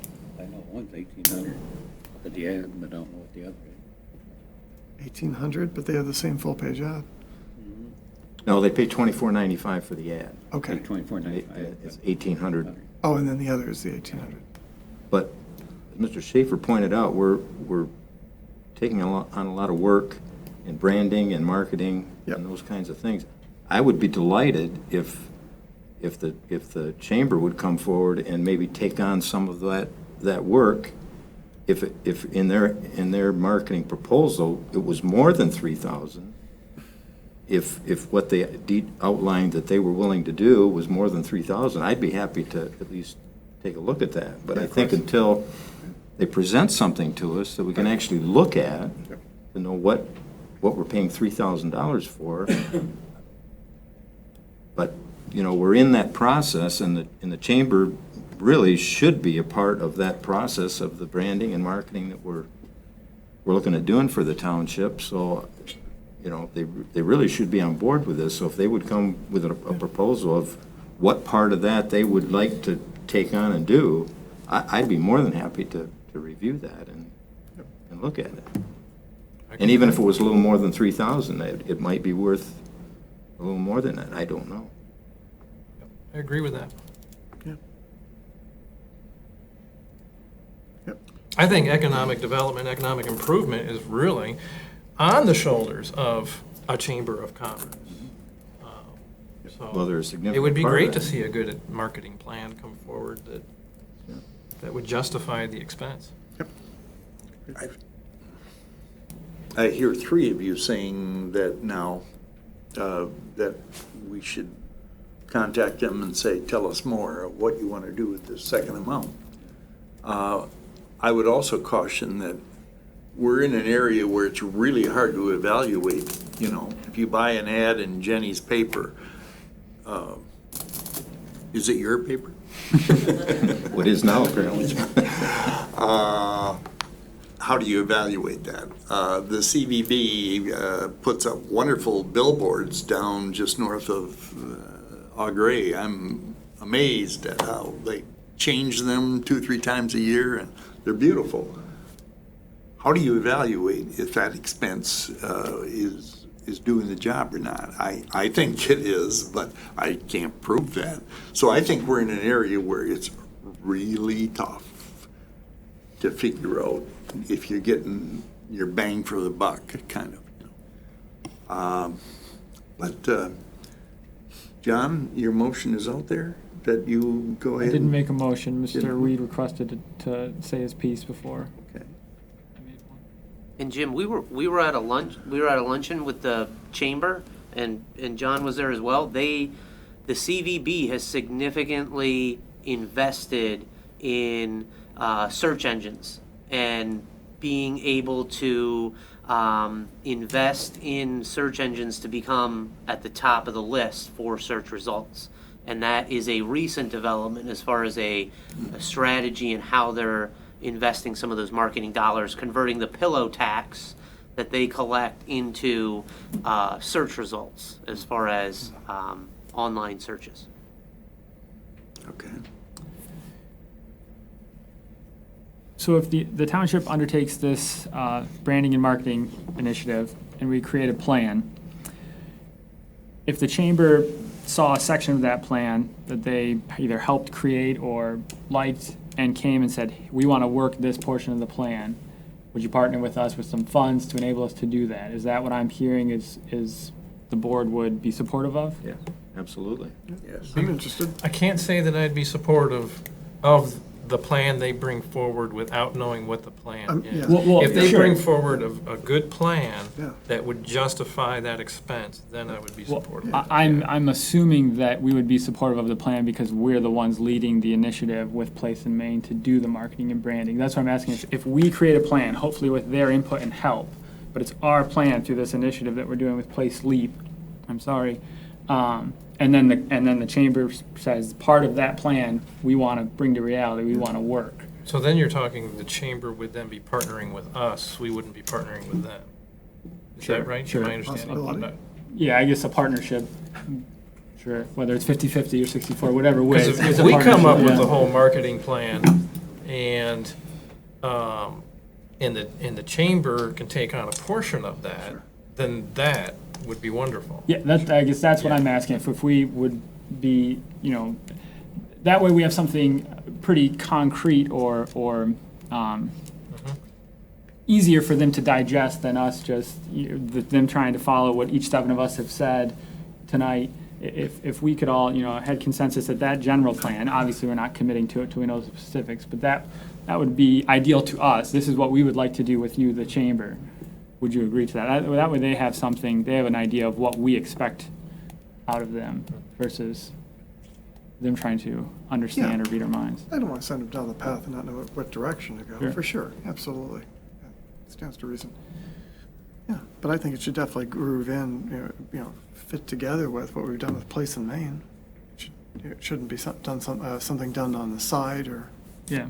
Well, and there's potential, they could do their own and it could be lights out and knock our socks off and something we'd want to get on board with. But I think the path of least resistance for everybody would be to partner on that and do it Right. together. it's a better way to manage it, for sure, so, yeah. So do we need a motion? Yes, if we're gonna determine something regarding the advertisement in the paper and then regarding the invoice in general. I'll make a motion to approve payment of $2,495 to Harbor House for full-page back ad in the directory. Support.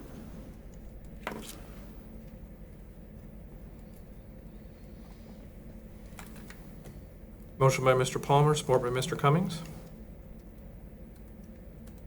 Roll call? Mr. Byer, Yes. Mr. Gieske, Yes. Mr. Cummings, Yes. Mr. Palmer, Yes. Mr. Nordine, yes, Mr. Weed. Yes, motion's passed. Do we have anything regarding the invoice from the chamber? So we need a motion for the $3,005, is that the question? No, for the entire amount. If we're going to pay Oh, I Harbor see. House directly. Got it.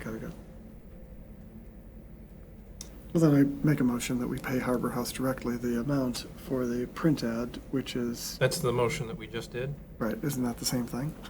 No, now we have an invoice from the chamber for $5,500. Yes, So we approved that instead of paying the chamber the $2,400, we're paying Harbor House directly. I have that correct? Yes. good. So the invoice is still, or the chamber still provided us an invoice that we have to contend with of $5,500.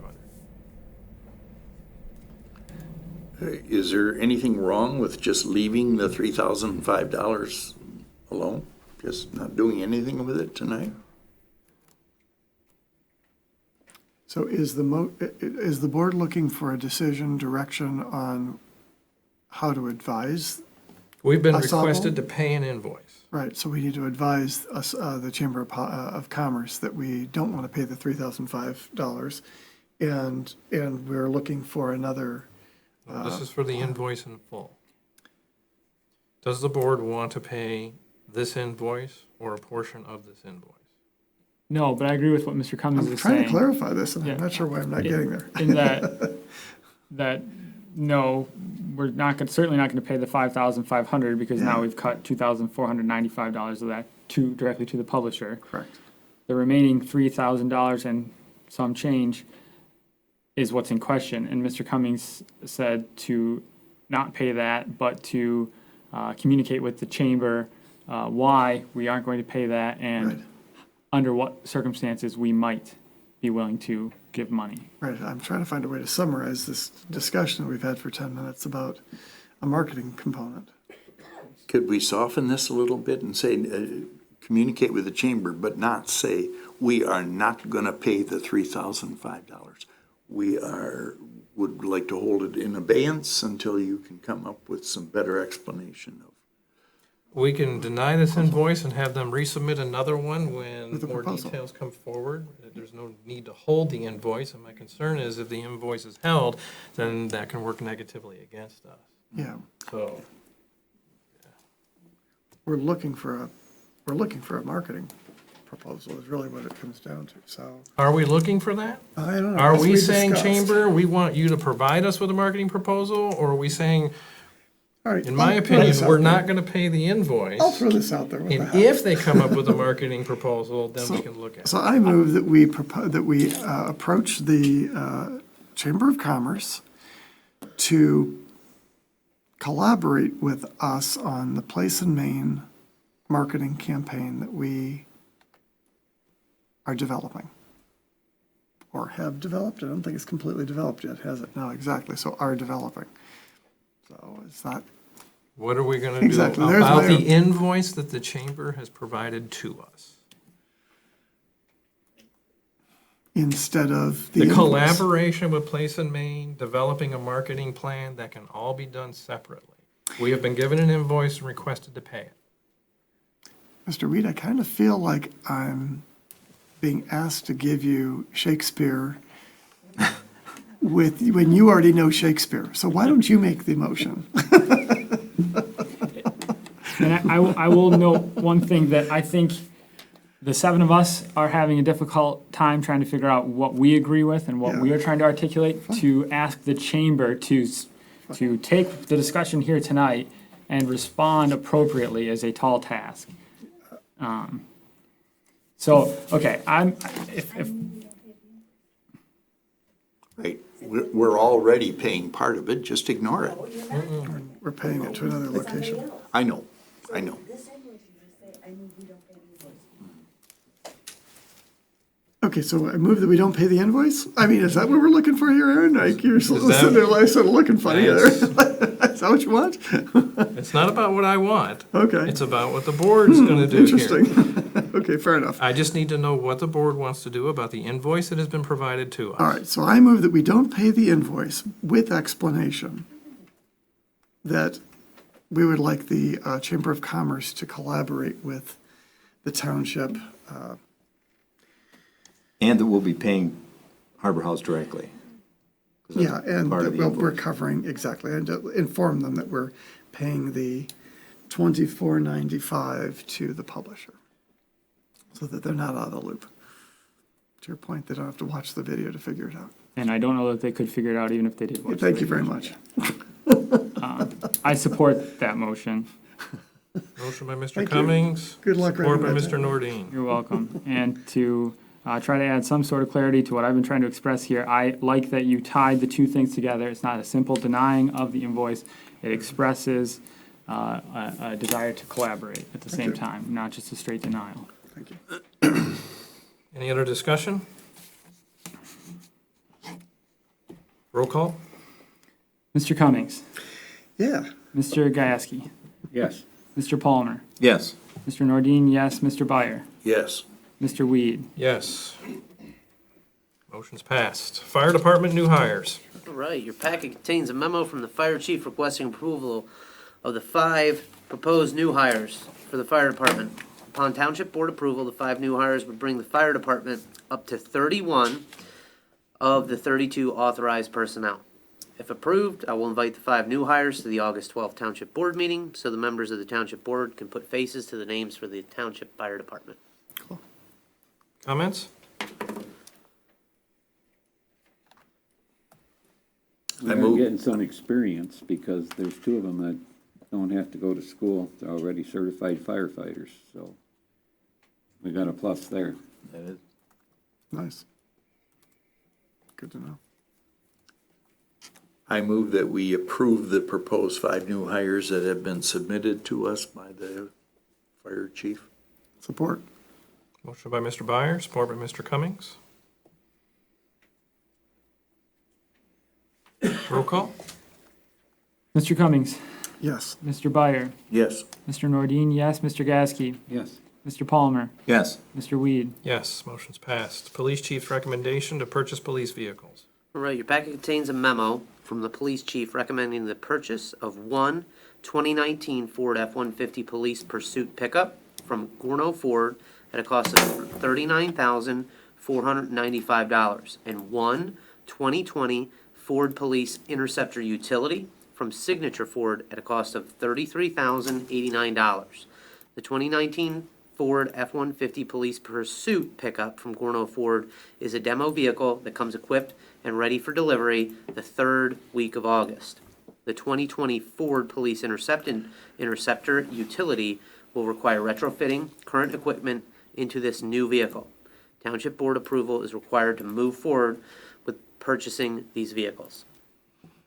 I have a question, and that is from prior meetings, I know that we have a cost associated with moving the equipment from one vehicle to another, and sometimes there isn't it doesn't work. Like sometimes these pieces that are required for a vehicle are custom for that particular vehicle. So, so do we have an unstated cost here for the movement of the existing equipment? So what you'll see at the bottom, page 93 of your packet, the cost of transferring existing equipment and purchasing equipment required to complete the new vehicle is estimated between $5,000 and $7,000. So you'll see something else coming from the police department when they realize what those costs are. So this is just the purchase of the vehicle, and then there's another vendor where we have to send the car down to, well, you send 2 cars down to, one to be stripped off and the other one to get that equipment put on. So would it be efficient to consider including that 7,000, up to 7,000 then for that cost? Or do we want to deal with this as another agenda item, another motion, another payment? You will be seeing, typically, we don't get that vehicle delivered for a couple months. That's why the F-150 being available the 3rd week of August is an increased timeline. When we get the vehicle delivered and schedule it to go down to wherever it's going to go down to, we'll have an exact quote to come back to the board and say, this is what it's going to cost to retrofit. Okay, thank you. I understand that. Where is Signature Ford? Near Owasso. Okay. And my second question related, I know how we used to do this. How do we get these vehicles? Once they're ready, what do we do? Send somebody down, and who's the somebody? I couldn't tell you. I would have to follow up as far as who gets that. I don't know if it's a DPW worker. I'm not sure. I don't need individual names. I just wonder if it's DPW or off-duty police officers that we pay them extra or something like. How do they get here? So, because you really got to send two people. You got to send a car down and then a driver of the new one. And it's a little bit complicated. I can follow up.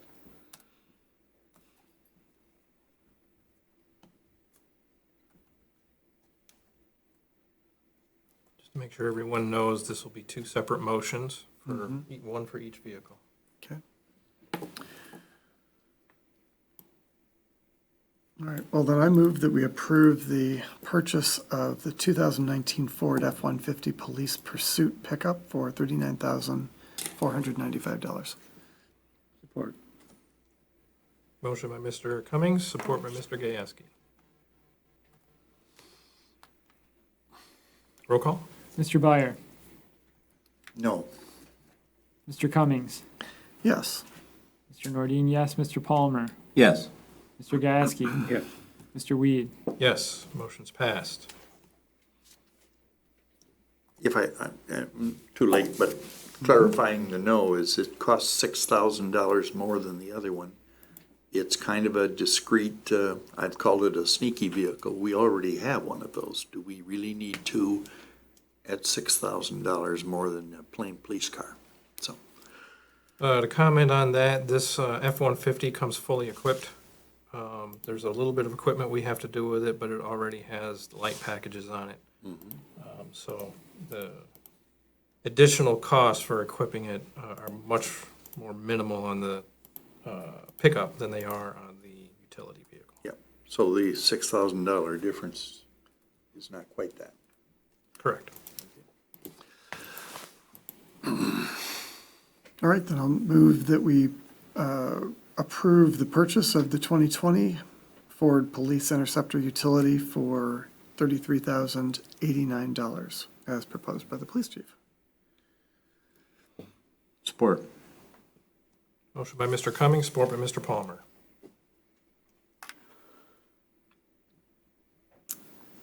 Roll call? Mr. Gasky, Yes.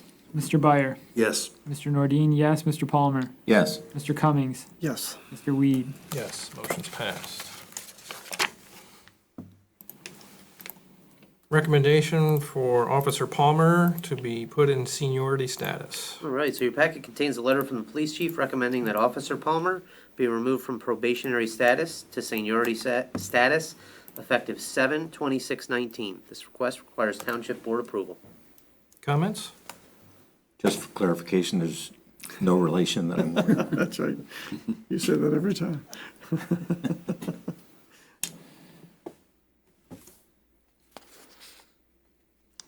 Is there a motion? Yeah, I move that we consider removing Officer Palmer from probationary status to seniority status effective 7/26/2019. Support. Motion by Mr. Cummings, support by Mr. Byer. Roll call? Mr. Palmer, Yes. Mr. Byer, Yes. Mr. Cummings, Yes. Mr. Gasky, Yes. Mr. Nordine, yes, Mr. Weed. Yes, motion's passed. Exterior lighting for Warrior Pavilion. All right, so your packet contains a letter from the executive secretary requesting an approval to replace the exterior lighting at the Warrior Pavilion for a total cost of $2,214. The original high-pressure sodium fixtures are not efficient and in need of upgrades. The upgrade to the exterior lighting for the Warrior Pavilion requires Township Board approval. Comments? Yeah, I wondered, I really am curious, why does this expenditure that's under 2,500, or is it because it's over 2,000? That's the reason why. Okay, fair enough. Here we are. Thank you. Sore subject. All right. Well, my feeling is we really, really do need to fix up the lighting at Warrior Pavilion. So I move that we do approve the 2,214 upgrade to the exterior lighting of Warrior Pavilion. Support. Motion by Mr. Byer, support by Mr. Cummings. Roll call? Mr. Nordine, yes. Mr. Palmer? Yes. Mr. Byer? Yes. Mr. Cummings? Yes. Mr. Gieske? Yes. Mr. Weed? Yes, motion's passed. Rogers Nursery invoice. All right, so your packet contains an invoice from Rogers Nursery for $2,656.20, associated with fertilizer, flowers, and weeding for the flower beds downtown, to be paid out of DDA Fund 248-000, 726.000, 248-000-801.000, and 248-000-930.000. The payment of the Rogers Nursery invoice requires Township Board approval. Comments? This is a contract that we have with them through the DDA. Okay.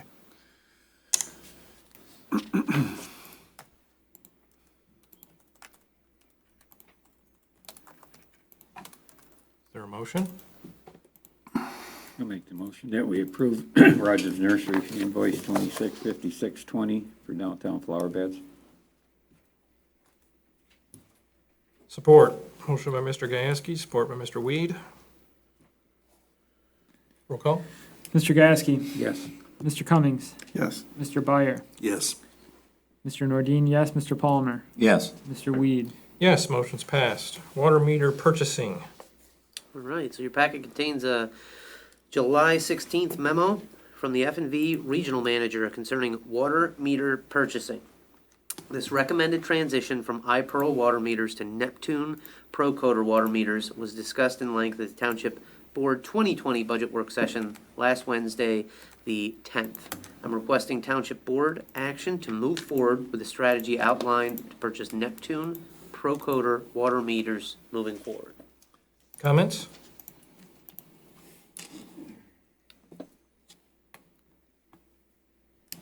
Sorry, it's actually, I wasn't at that meeting. So are these residential meters, or are they commercial, or they come in different sizes for all the same purposes?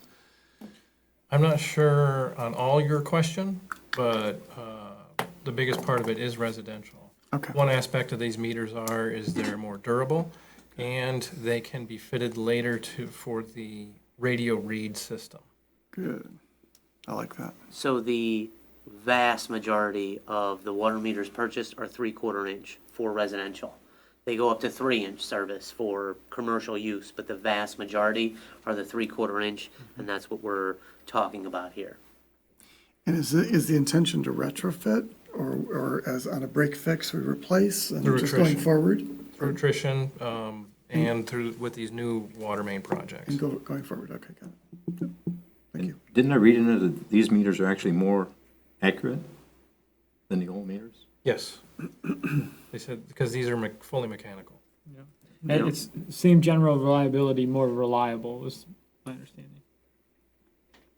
I didn't get that. Same So general reliability. they're accurate to the same degree, but they are more reliable in that they're mechanical Oh, and not based off a magnetic reading. Or a battery. Or, yeah, with the battery. And in order to make a reading on the meter, water actually has to physically move the flapper. the internal mechanism.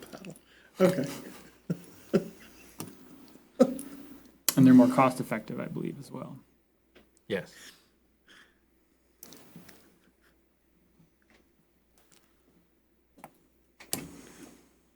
I make a motion, we go forward with purchasing Neptune Procoder water meters moving forward. Support. Motion by Mr. Weed, support by Mr. Byer. Roll call? Mr. Byer, Yes. Mr. Gasky, Yes. Mr. Cummings, Yes. Mr. Palmer, Yes. Mr. Nordine, yes, Mr. Weed. Yes, motion's passed. Furtaw Field use request for August 12th to the 14th. All right, what you'll see in there is a letter from Coach Whitley outlining the Furtaw Field use request for Monday, August 12th through Wednesday, the 14th. That is for the football practice, and the school's going to take care of lining the field. Comments?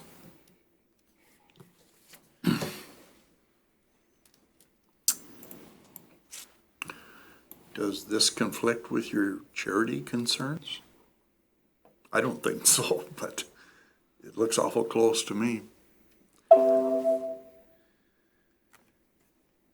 So it's like, I'm beating this to death, but can the chamber use Warrior? We're not gonna charge them, no one else wants it, it's in the middle of the week. No. Is this that far away? I'm fully in favor of letting the kids use it, but.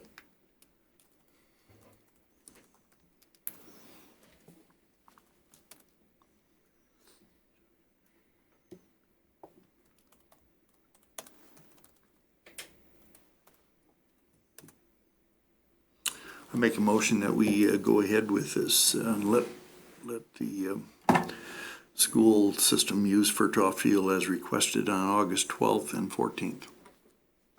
13th and 14th.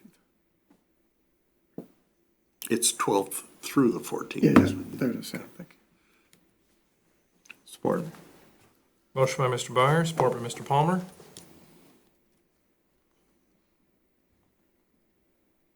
Roll call? Mr. Cummings, Yes. Mr. Gieske, Yes.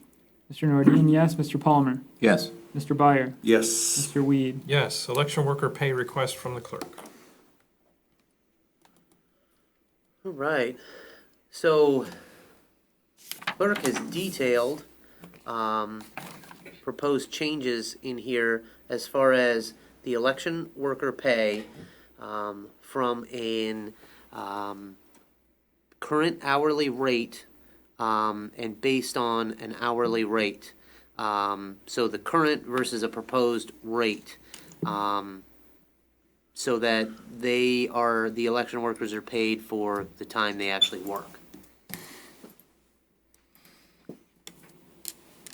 Yes, currently we pay just flat either half-day or daily rates. And that's for elections that are longer than a normal day, and it's also for trainings which are much shorter than a normal half of day. So it's not the most accurate way to pay.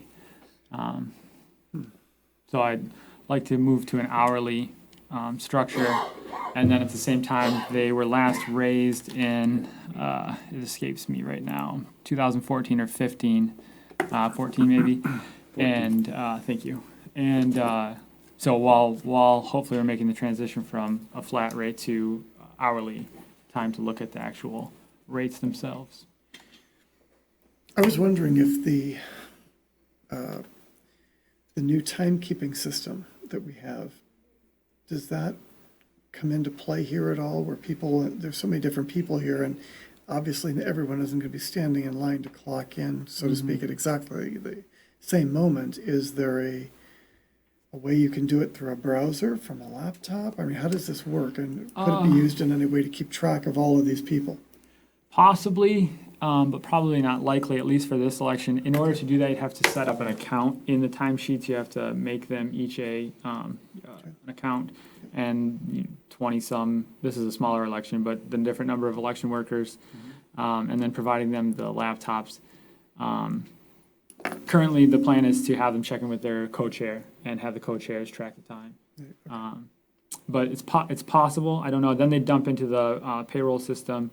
So it is possible. It would take some looking at and, trial and error maybe, or, trying to set up a system.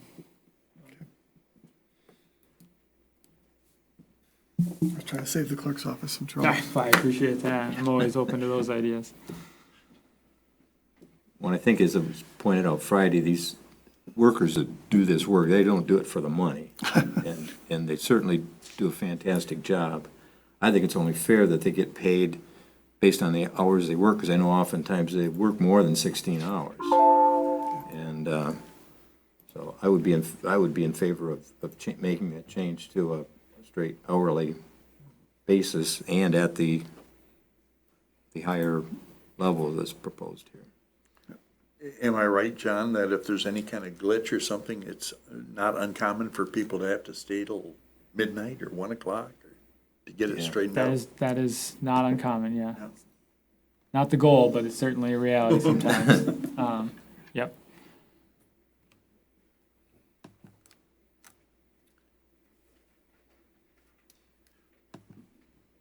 there a motion? I move that we go ahead with the adjusted pay request that the clerk has outlined.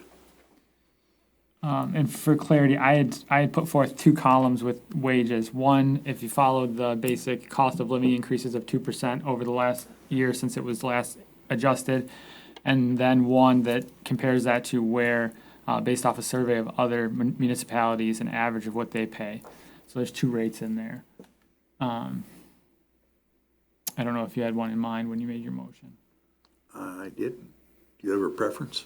Like I said, I put it out there to show how it compares to, what our standard practice is and how that compares to the going rate. So I would like to lobby for the election workers who are crucial to me and the township as a whole and say that bringing them up to the average of Go for the survey that I took. Okay. I would include that in my motion. Support.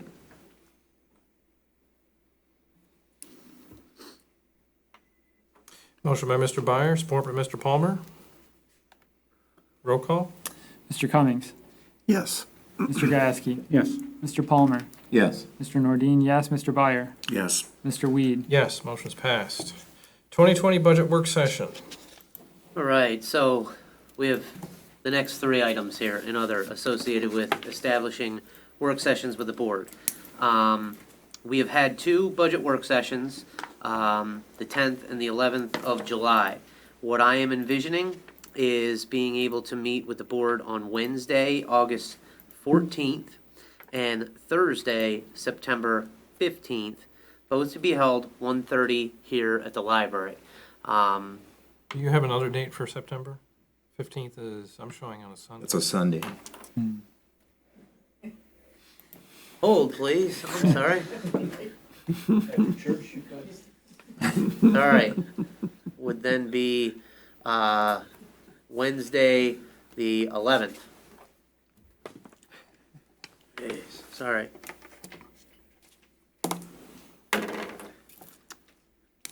I'm good with those 2 days. Me too. By then, I should have a very good understanding. I'm meeting with Oscoda Township. Obviously, public safety and those shared costs associated with public safety are the vast majority of the appropriations. So we're going to be meeting to go over those and all of the shared costs for public safety between now and then.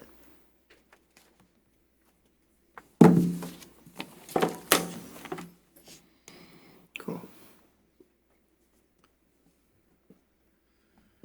Everybody else okay with those dates? That works for me.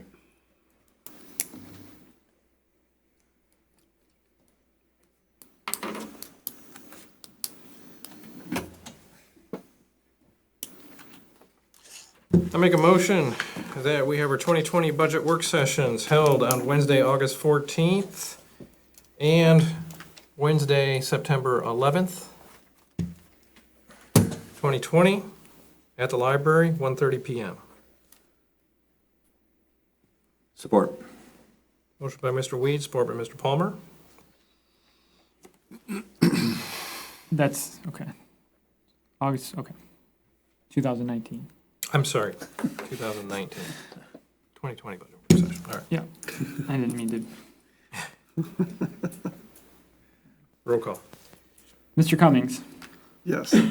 Mr. Byer, Yes. Mr. Nordine, yes, Mr. Gasky, Yes. Mr. Palmer, Yes. Mr. Weed. Yes, motion's passed. Establish a work session for the utility ordinance. All right, so the next pre-board work session will be Friday, the August 9th at 9 a.m. in the library. And Mr. Freeman explained he would be sending me the revised utility ordinance as well as the pay policies that we have gone through several times. Based on those revisions, I am proposing to have a utility ordinance work session at 10 a.m. on August 9th in the library, immediately following the pre-board work session.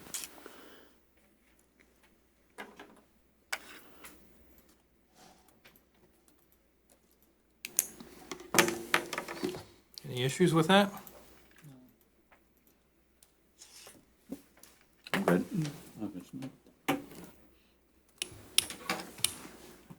All right, I make a motion. We have our utility ordinance work session, 9 August 2019, 10 a.m. at the library. Support. Motion by Mr. Weed, support by Mr. Palmer. Roll call? Mr. Byer, Yes. Mr. Cummings, Yes. Mr. Nordine, yes, Mr. Palmer, Yes. Mr. Gasky, Yes. Mr. Weed. Yes, motion's passed. The Consolidated Municipal Center. Right. So I have been trying to gauge availability for both Rowe and Wigan Ticknell and Associates. His name is Jason Goff. He's the one who came up here, interviewed the public safety directors and the department heads, and he has availability for Wednesday, August 28th at 6 p.m. at the Warrior Pavilion. And this would, obviously, being a work session, be open to the public, and they could come understand the preliminary aspects being considered for the concept of a consolidated municipal services center. Comments? August 20th?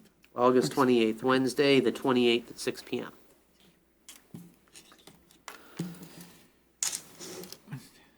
And that's at Warrior Pavilion, right? Yes, Thank you. At what time?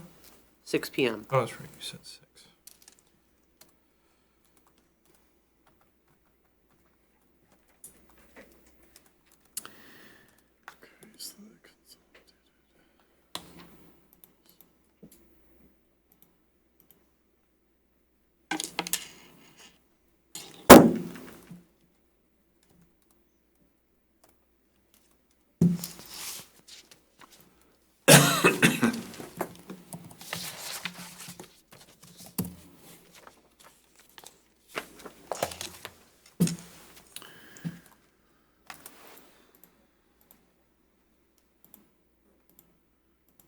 Right. I will be reminding the board, I will be on vacation Tuesday through Friday. When I have a date established for when Mr. Ben Muldrow from Arnett Muldrow will be in town, August 12th through August 14th. When I know when that is, I'll be sending that information out to the board so they understand when he will be in the community and starting the process of the community branding and marketing strategy. So more information to come on that.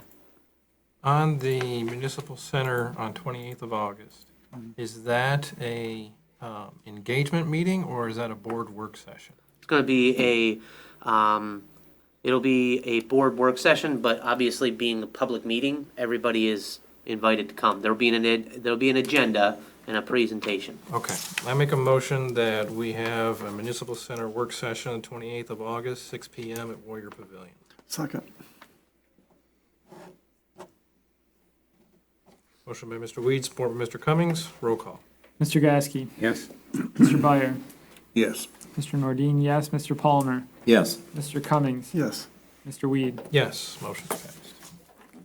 All right, we're on to our second public comment period. A card is not needed. There's a 4-minute time limit, and when you come up, please introduce yourself. Does anybody wish to speak? And I'm not gonna make any friends tonight.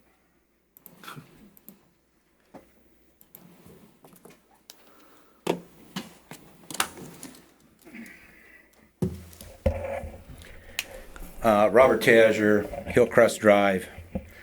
There's a couple of things I want to get this through in 4 minutes. So, it took the Air Force 9 years to investigate, and DEQ is still looking out at the landfill out there. So I'm referring to Mr. Paul Rakowski's comments.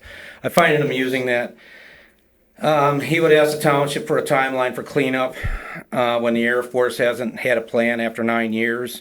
And I think Mr. Rakowski was working for the Air Force as a consultant in charge of cleaning up the very issues of PFAS contamination. The DEQ has not stated that the chemical makeup of the contamination is, for all we know, it's from the Air Force. For him to stand up here and make these wild accusations is just I'm beside my point. I just don't understand that. I wish Mr. Rakowski would have put that much energy into cleaning up the PFAS at the Air Force that they willingly admitted they put down in the ground. And he was their top guy for that. for him to criticize Township is not warranted, in my view. The next thing I want to hit on really quickly is when this meeting started, it was asked for additions to the agenda and nothing was said. And then as soon as it gets set and voted on, there's all kinds of comments going on. I just don't like the showboating during the sessions. These things are long enough. Trustees have enough comments at time at the end of the meeting to talk about these things, and I suggest they use that time. I also don't understand why this board is allowing this kind of obvious personal agendas to continue. If you have a point to make, you put it on the agenda and you discuss it openly. And you vote on it and then you don't follow your own agenda. I think you ought to use that gavel right there when that happens because you're not following your own agenda. So it's up to this board to do that. You talked about billboards reaching public. Our billboard that the Visitors Convention Bureau helped us put on for our Rock Festival out there on US 23 in Augrey. One picture of that posted on one page on an online service in the last 28 days hit 16,000 people has reached that on one page, one post. 16,000 in 28 days. So those billboards and that kind of advertising, it does work. That's measurable. You can go in, that's a measurable thing. You bang for your buck, that's what you're getting. When you can post that and see that and get those kind of numbers, that's it. The last thing finally is the Michigan school is legally part of a local government. They are not the same as a nonprofit. Just so I wanted to make that point. And that's it. Thank you. Thank you. Anybody else wish to speak?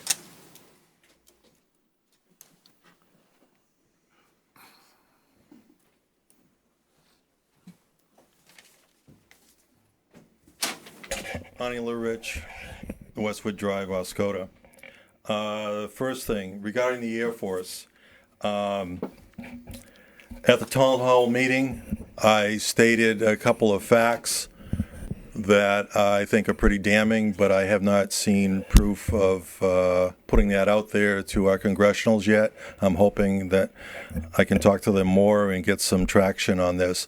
But the Senate asked the Department of Defense in March for how the Air Force may have or will divert monies within their budget to fund PFAS control, remediation, rather than asking for more money, the president in his original budget to start with, because of this situation with PFAS. The Department of Defense responded on June 5th that the Army and the Navy did not divert any funds, but they didn't say why. The reason is because Congress added $84 million in FY 18 and 19, just the last 2 years, and the Army and the Navy took the lion's share, if not over 90%, based on my conversation with Gildy's office. That left the Air Force. So what did the Air Force have to say? Well, there's an attachment to their response. They diverted $66 million away from non-PFAS projects, like our landfill control that was supposed to go into effect. And it has PFAS in it, in addition to VOCs. You just asked the YMCA about that. And they diverted money starting in 2017. So we need to know these facts. We need to ask those facts. We need to understand those facts. And that's why I provided a copy.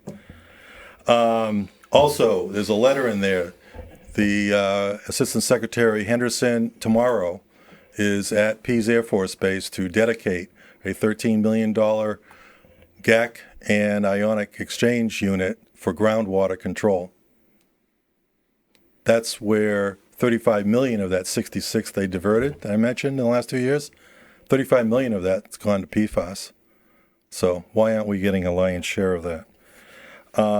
And to Trustee Cummings' mention of the comments, you haven't received a letter from the Air Force. Over a month ago, I asked the Air Force RAB team to respond, to have Henderson respond to that, and to provide a copy to the RAB, because that afternoon was a RAB meeting, And I have not received a response either, so I hope we can work together on So that. you too, certainly. Yeah, thank you. Dust control, real quick.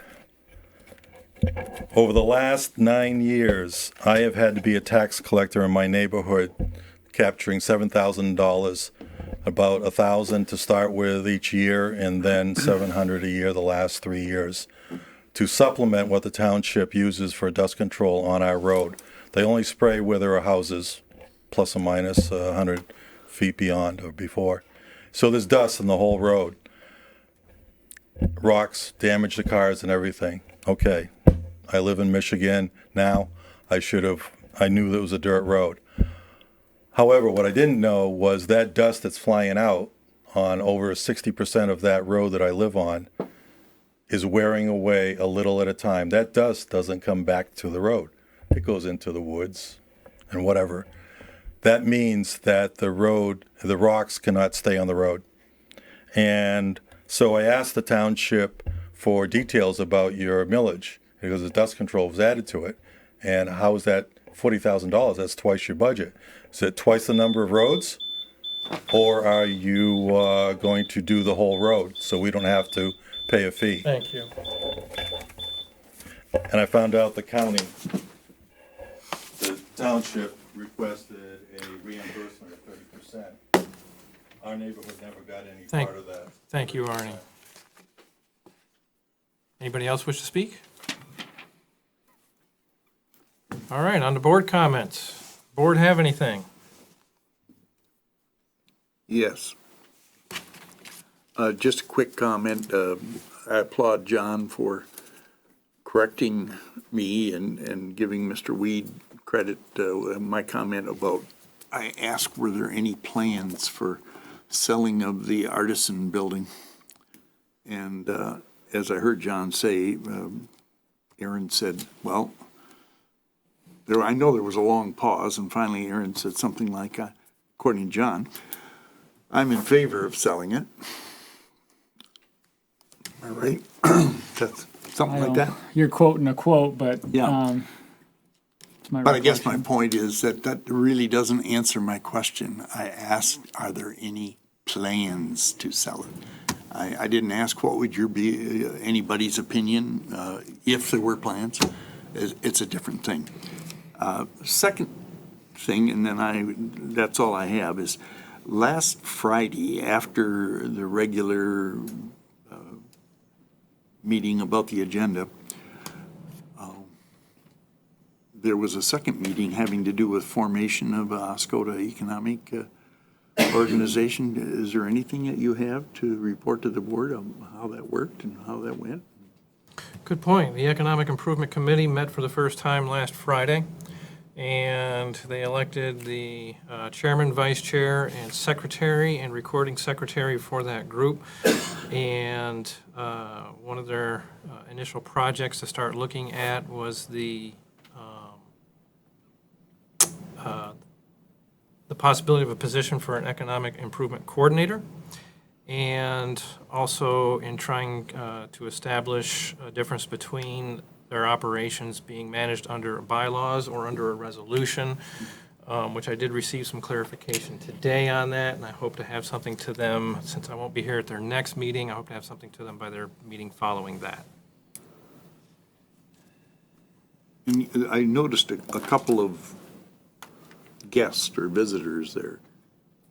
They were experts from someplace, or a couple of guys came in there that I didn't know to that meeting dealing with the economic organization. Two men? Or the two men? Yes, two men. The only ones I know of are Mr. Eiler and Mr. Weingant. Yeah. I mean, Mr. Gajewski too, but Yeah. Okay. I don't know about They somebody had else. some kind of suitcases or luggage with them, or something. Looked like they brought some materials. No? Okay, all right.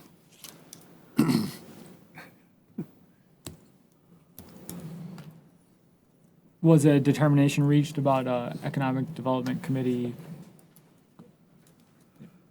coordinator or person? No, they were going to do some research and discuss it at their next meeting. Okay, I'm glad to hear that. I'm glad that they took their time and are considering it thoughtfully.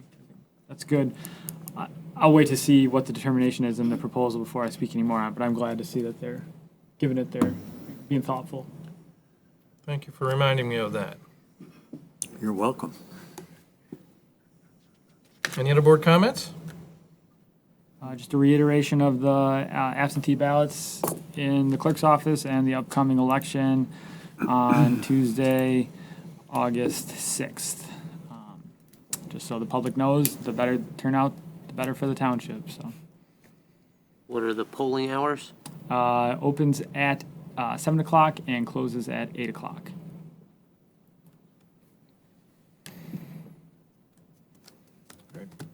Anything else? I need a motion to adjourn. So moved. We're adjourned. Thanks for coming out.